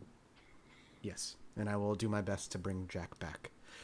My talents lay within the mind as well, but they're more subtle. Less outwardly forceful, more persuasive. You and Jack would have gotten along. Was he also like myself? Probably. I'll have to take your word for it. Either way, you know where we're going. I do not lead the way. And he kind of steps back after that and goes. Mortimer will start to lead the way, but then he'll take a moment and realize, like, we're going to Uba's home. And he'll kind of, like, nod the direction, but he'll give Uba the opportunity to kind of, like, lead the charge, because he just had his moment of reflection, and I think he realizes Uba might be walking toward his. And for as fresh as that was to Mortimer, this is going to be as hard, if not harder, for Uba. I'd take the lead. I don't know if I'm really familiar with how to get there from Rain. That's why he kind of nodded, like, yeah, which way to start going. Well, so we're not doing the caravan, correct? We're just traveling ourselves. Cool. So here's the big question: would you guys stick 100% to the road, which is going to be the fastest travel, but first also of all, if Tythian wanted to get a caravan, like, Mortimer doesn't care. He He traveled more or with less the said, Calum. it's safer with the caravan. I can't fight, but if you're confident you can keep me safe.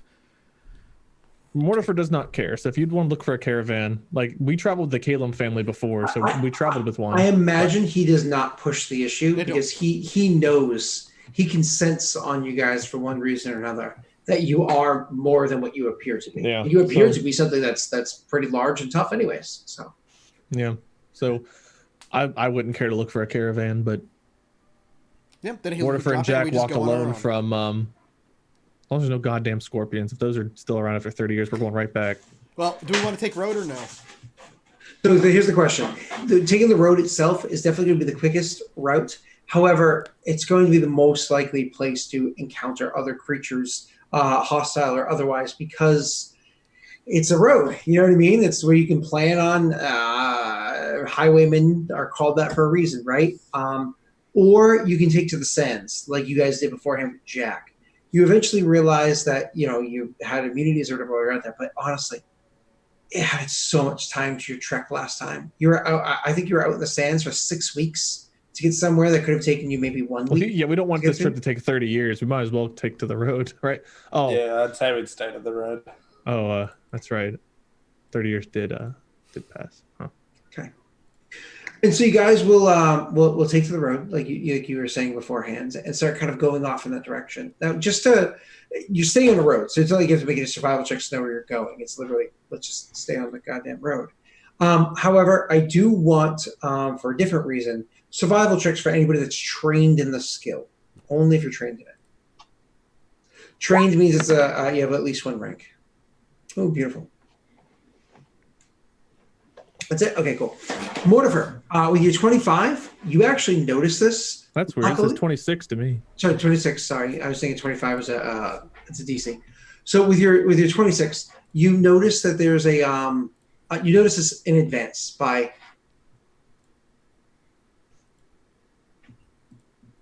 Sorry, I need a Feyrudian minute. So you notice like in advance, you kind of feel it, you sense it coming a few hours before it happens. Just the change of the winds, just the shift in the air. You've lived in Athos long enough. You're knowledgeable about these things. You're pretty sure a sandstorm is coming. This is probably like 2 or 3 days into the travel, a few days into the travel. There is a sandstorm coming. These things tend to last for hours. Sometimes they can last over a day. They're very, very dangerous. And so you need to find some sort of shelter, somewhere where you can go and find shelters to protect yourselves from. It's unfortunately a separate survival check for you to find this kind of shelter, but your party can try to assist you in this with either their own survival, perception, or knowledge geography checks. Damn it. I can do knowledge nature. I can do a perception. I'll do... Who do you want to roll first, Scott? If they're assisting you, because I think you have the highest modifier, let them roll first. Here you go. That's the best I got. Nope. Here you go. And now roll with your modifier +2 there, Wade. Wow. Nice roll. Okay, well, consistency, right? Mortifer can roll. It's just Vice Lord that can't. I don't know. So- Hey, you were doing well yesterday. That's true. Oh, sorry. I'm so sorry. It's all right. You got a busy day, dude. Sorry. Those leaves don't pick up themselves. Oh man, I'm such a dad.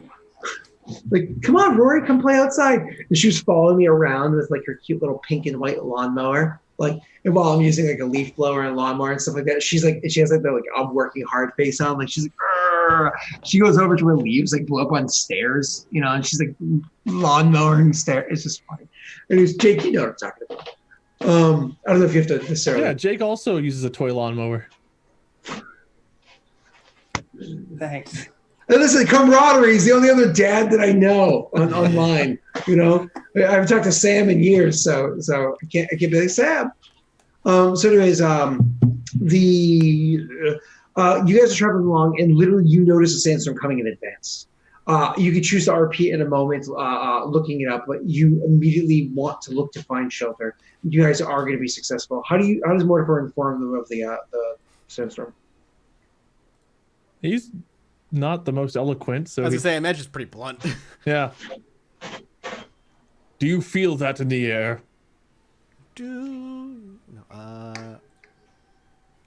It does not Can matter. you A sandstorm is coming. the love? Well, then I guess we You are better old and will probably die in it. We should find shelter. He actually just kind of. You're very correct. I know my strengths and I know my weaknesses. Lead the way, large Mortifer. I imagine that he would start like being like, okay, well, I suppose maybe in this direction we'd be able to find, it's not that he's useless. I don't mean to make his character come off as bad with this low check with the 9 there. It's just that his information, while probably was correct, was not the most the easiest shelter or whatever to find. So with him kind of like looking about with his wonderful eyes, looking about, and Mortifer just like knowing the landscape well enough and moving specifically away from the storm as he's trying to find the shelter, you guys are actually going to find an area where you can hide. You actually come up over to an area with looking at map. You come over to, as you're traveling by the Dragon's Bowl, you literally come towards a bit of a rocky area where there is a mound. It's one of those like large kind of like cliff rocks that sit out in the middle of a big open desert where you're like, I wonder how this got here. It looks like it's too large to just randomly be put here with a bunch of sand or whatever around it. But you guys got to approach that thing to at the very least go on the other side of it to allow yourselves to hide from most of the winds. You luckily are able to find, Uva, that there's a whole bunch of little caves that are like pockmarked inside this, almost like honeycombed inside the thing. Now, the good news is definitely going into the caves would give you shelter from the sandstorm. If they're deep enough, 100% safety from the sandstorm. The bad news is, Mortifer, looking at this pockmark setup and whatnot, you're pretty sure something's going to live in this. Can I figure out what it looks like might live here? You have no idea. You just see a whole bunch of like little, again, pockmarked or like honeycombed holes throughout this large rock. And when I say large, I mean it stretches probably about in its whole length, maybe a kilometer, a little bit less than, and its height is probably about 300-400 feet high. Mortifer would say something along the lines of, "We'll be safe from the storm here, but doubtful we are safe." Well, he'll look at Tythian. Doubtful you are safe. I can turn invisible and go and have a look inside and see if I can see anything. He makes the suggestion, Mortifer, but you know that the storm is coming quickly. You've moved away from it to buy time and to look for a location, but we're talking the storm is less than 10 minutes out. The sooner everybody gets into the caves, the better. But that doesn't mean it's not an option. It just means that we will have to go in, but if you want to explore further and figure out what else inhabits this cave, that is not a bad idea. He nods. So everybody's moving towards it, but he intends to maybe walk in just before you guys and explore deeper. Yeah, I imagine we're going to get in far enough to be safe from the storm, and he might just keep going to look around. Okay. But so while we're walking in, I think I would be trying to be perceptive as well. Absolutely. Once again, you can choose perception, you can choose survival, or you can choose knowledge nature. Each one of you to how you knowledge nature. I'm in. Let's go.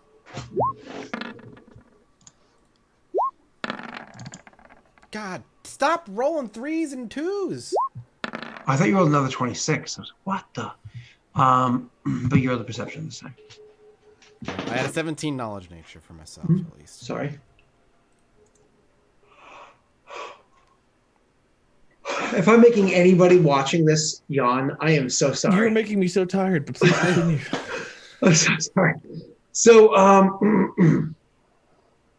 with your knowledge nature, Mike, one of the things that you're able to pick up as you're walking towards it, this kind of like pockmarked cave network that you see here, your immediate assumption is whatever lives in here is likely going to be some sort of society or like a colony.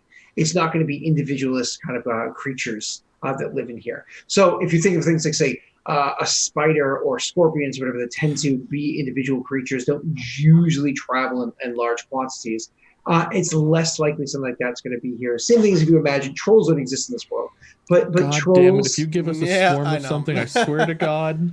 But more like something that is either a colony or a society would be what would live inside this kind of like Are we pop talking market. like insect society? Like, because they're small, right? Honestly, you don't know because it could be honestly elves live out in the middle of the desert. You don't know where elves Okay. live. Maybe Well, elves live then inside you of would this. just- It could be insectoids. You Sure. would see Tythian kind of maybe even tracing some of the pop marks. Be like, see this here. Numerous of them, not particularly measured in any finite way, I guess, but it's not just one. Many. Whatever Mortifer lives here. thinks about swarms and gets very upset and uncomfortable. We should be quiet then. Wait for the Agreed. storm to pass and leave. Yeah, Mortifer will be stealthy. You guys are having this conversation. We should be quiet then. And both Mortifer and Uba looking off in the direction. You're both pretty sure you see movement by one of the mouths. You see something moves in that direction. You can't make out what it was, but there was definitely something moving up there. Maybe it was humanoid in shape. You're not sure, but you definitely saw movement up there. As for coloration, it looks, because obviously rock is kind of like slightly reddish, mostly tan and gray in its color. It seems to match the coloration of the rock. I can Did hear you those see happy that? purrs. There, she's so happy. She's like going insane. She's so happy. Yes, there's She just stopped clawing something me. against the rock. It is time for us to be stealthy. It's actually a pretty good roll for The me. fact that you rolled a 14 and it's a 6. I just roll a flat. All right, Well- Uber, just give me a ring. Ah, Mortifer out stealth you. Damn it. I won't go invisible yet. Mortifer so- slams up loudly against the wall. Tythian trips over a rock and coughs. He's like, Uba's Tythian, gone. if you could be quiet, I would appreciate it. Jesus, 28. And if he's invisible, it's a 48. You guys each make your I'm way up not to invisible yet. Yeah, no, I said if you would. So you guys are making your way towards the thing. Trying to sneak up towards it and trying to be as quiet and stuff. I wasn't trying to move toward it. I was just trying to not be seen by it. I meant moving towards the cave network. Oh, I thought we were already in it. Okay. No, that was you guys approaching. That he looked and kind of got ideas, and then you guys looked and saw movement. Now, obviously, you're not going to be clambering up to one of the higher pockmarked. You're going to come into one of the lower level ones because why climb before you go in? You can just walk in, right? And with you guys walking into that cave, why don't we actually pull up a little shorts today? Okay. And the reason for that being, well, You're tired as fuck. I was going to No. say, Scott's a sleepy boy, which is fair. no, It's easy. because the call's not going to end because Jake actually needs to apply certain traits to his character. He does have to go do mythic level. God damn it. That means we're fighting something tougher than a Yeah. little sandworm or something. If it's God. one, though, maybe I can No, find we just need to myself. know what his things are that he could. I know what we're going to find out. All right. Here we go. Well, Be ready. Be ready. We're going to fight things that suck your life out of you and murder you and wear your shoes and your skin, your face, and they go and they take do you want, dogs and. Scott, do you They want actually that- take your shoes, tie the laces together, and throw them over telephone poles. Well,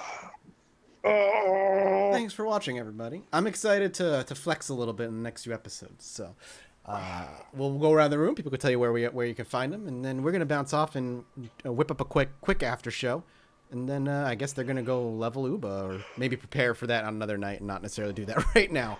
Either way, Wade, you pimped yourself last night. Pimp yourself a second time. Thanks, Wade. Jake, where can people find you online? Thanks, Jake. Scott, you pimped yourself last night. Where can people Actually, I find didn't. you? I just said Google me. That's true. Wade, though, seriously, what you got going on? I know you got stuff coming out. There are gonna be people who watch this who don't watch the other one. So I don't have a whole lot specifically going on. I did buy the new Call of Duty and the Outer Worlds games. Yeah. So I might be playing, streaming, recording some of those this weekend. I'm on Twitch, Minion777, YouTube, Lord Minion777. The cool thing coming out this month, my buddy Markiplier, for those that don't know him, which I think a lot of people do at this point, he has been working on an amazing project funded by YouTube. Brand but new it's up and coming coming out YouTuber. absolutely free of charge on his YouTube channel in 5 days or 6 days. October 30th. I don't know exactly what time. A heist with Markiplier. I got to be a part of that project. It was fantastic to be a part of. I've seen some edited and unedited snippets of what's going to be in there, and it looks great. So please check that out because a lot of love was put into that project. And for his sake, and for the sake of me wanting to selfishly be a part of another project like that in the future, I want it to do well. Not that it really paid me, but you know, it was still really cool to do. And I would love to do stuff like that again. So check out A Heist with Markiplier in 5 days. And that's it for me. Sweet. Scott, since you didn't pimp yourself, what you got going on this week? Typical Aurora. Stop, Scott. Typical Aurora campaign stuff. You know, the two worlds that technically catch us off the chair. That technically land on our feet though.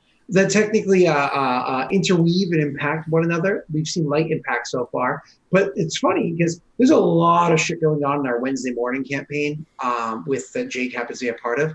There's a lot of stuff, huge monumentous things happening, and it's because the party there just like works towards these goals.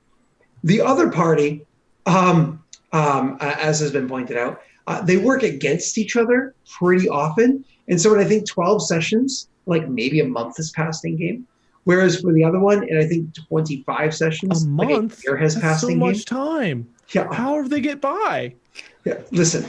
It's one of those things where I'm like, all right, so you guys start walking towards the thing, and Tyler's like, no, I instead am going to turn invisible and hide, and then I'm going to trip Messi's character as he walks in. I love Tyler. It's fun to watch him play because it feels like he's trying to jam in like 30 years of Miss D&D like into like 2 campaigns as quickly as he can. Just like, I gotta do everything. It's really adorable. Something in his brain just triggers where it's like, the party's doing this. My character will specifically do that instead. He like builds these characters, like subconsciously designing them to where they're like, well, if the party's gonna be together, I should be over there, and the nuclear bomb should be with the party. It's a very new player thing. You gotta let him get it. I actually think it's more of, I know my character would go in this direction. The fact that the party happens to be going in different directions is unfortunate. Yeah, but like I used to be like that too. Like I very much used to be like that. Like, you go through it. Everybody's got to go through it. Is what I'm saying. Did nothing like that. Jack, yeah, but there were decisions Jack made that weren't completely in Jack's character. The thing is, I know what it's like to play with Dave, so you know, I was ready for it. Oh, I miss Dave. I'm gonna see him on Sunday. He's coming over for Rory's birthday. Oh heck yeah! I will not breathe out. Yeah, well, you don't have 2 children the way he does. So that's true. Makes sense that you wouldn't want to come to a 4-year-old's birthday. Well, that and I'm gonna be doing other things. I feel kind of bad about it because I feel like I should be there. You should be there for her birthday, for her 4th birthday. Well, 1st and 5th will be important. You know what I mean? Like a full hand is, I feel, kind of like a mark. Because like high five here. You can high five you. They start becoming like little people at 5, like right around that age. She's a person. I know. Okay? I can tell by the way she talks. Yeah, she's a friggin' person. You see, she goes, because one of the things I say is I go, yup. And so now everything I say to her, she goes, yup. Yup. And she's starting to fib too. That started maybe like a month ago. She started to realize, I don't have to tell the truth. I don't have to tell you. Like most of the time she doesn't, but it's just barely starting. It's that funny thing when it looks at like cerebral development, when it's like they start to realize that what you know and what they know are not the same thing. Yeah, they're not like, a hive mind. I can alter what I know before I display it to you. It's like no, it's a great innocent angel. That just means she'll be a great DM because that's important. She plays D&D. Maybe she'll actually pay her players once. Scott is her father, and Scott being the only one she'll be playing like D&D with for a few years. She's just gonna be a little Scott. You and Scott both come from the school of no matter what happens, find a way to not pay your players. Because Scott was my teacher. That's the problem. I started playing D&D, and Scott was, while I had like another DM for a few months. It is the worst feeling to have gone through like 2 years of playing with you, 2 years of playing with you fuckers, and not once, I don't think, have I ever been because you get genuinely, paid for this. Repercussions, something that I learned from Scott and something I take into the game that I DM is that repercussions make the world feel real. Like if you do We know something, nothing else. We get punished for doing the right thing, punished for doing the wrong. Susie, your character is literally a part god. you still And get he wants a whole bunch of copper that was plates to not what? your Buy choice. beer? I thank Dave for that. He I think wants- he would have been better, Oh, but you made it worse. That was none of my writing. That's right. That's right. Yeah, no. I think Dave wanted us to be actual gods, and you made us mythic instead. Because Dave- we can't were be originally an something actual else. We were like deity rank 1s or something. rank 0. weird. We were rank 0 deity. I actually still have that conversion. Divine that rank he did. 0. Divine Yeah. Divine rank 0. which is Yeah. powerful, but not that much more powerful than the mythics. It is more powerful, don't get me wrong. Right. It is more powerful, but it's boring because it doesn't tier easy. Yeah, you can't be like, now you're divine rank 1, because that's a large jump. It's Divine tiering is a huge leaping. Yeah. Going from I 0 would to 1 still is take insane. like Going from 1 one to 5. paycheck. 5. Like this is starting to feel like being a YouTuber. That we get paid on this series. Well, it depends. Who fucked up on YouTube to kill the ads for the next year? Scott. Yeah, exactly. Anyway, and I Jake, use- you can find I Jake in do say all bad Scott's things. shows, so everything that's Scott's. Well, that's why For the Lost now, you're Initiative gonna YouTube channel realize that it still doesn't can't pay be to be on monetized. Scott's shows. You're never gonna make any money. You lost 30 years of your life, and what do you got to show for it? Some bread you don't need. No, not only that, but poor freaking Jake, he didn't get any money. He showed up for 3 sessions and lost an entire lifetime. And his whole body aged. He got royally fucked. And you get to experience what we experienced. Scott- One season for us was 2 episodes for him. And Scott had to dangle in front of me like, you could save him. You could let him die and you'll likely come back. But if you don't, Jake's dead. I'm like, fuck. I have to give you my power. All right. Thanks for watching, everybody. We're going to do the after show. Hey, after shows, if you want to hear more behind-the-scenes stuff about why we made the decisions we did, where we think the story is going, and just our impressions of the session, after shows are a thing. Those are $2 tier and above over on the Patreon. You can check out the Patreon link below. It's a way to directly support us, as well as, the more we accrue over on Patreon, the more shows we can do. We can start paying our cast, which would be really nice. What payment? Right? That'd be so good. What, I'll pass my payment on to my character. Right? Is this I a pay don't to want win? the money. Is this a pay to win? money. Can you pay the DM for your character to have gold? Should we institute a pay to win? We become a gotcha game, Guys, a gotcha we need some DM. gotcha party members. We want a 5-star party member with a legendary weapon. Right, Susie, that'd be great. it already is a pay to win. You get Patreon items. That's true, but they're always cursed. Yeah, what the fuck? What? Does But Dark you can Souls like do see- Patreon? You can tier. directly support us, and you get some neat behind-the-scenes stuff, and you can influence the campaign in your own ways as well. Yeah, the last Patreon item was for Jack, and Jack's yeah. dead, so, Yeah. That's what happens. Beyond that, obviously, if you want to support me at Twitch, I forgot about that one. you can Yeah, for that subscribe. You'll get access to our emotes as well as the VODs immediately after the show is done. Otherwise, they pop over on YouTube for free 24 to 48 hours later. Thank you guys so much for watching. We're going to go record the after show. Goodbye, everybody. one. Or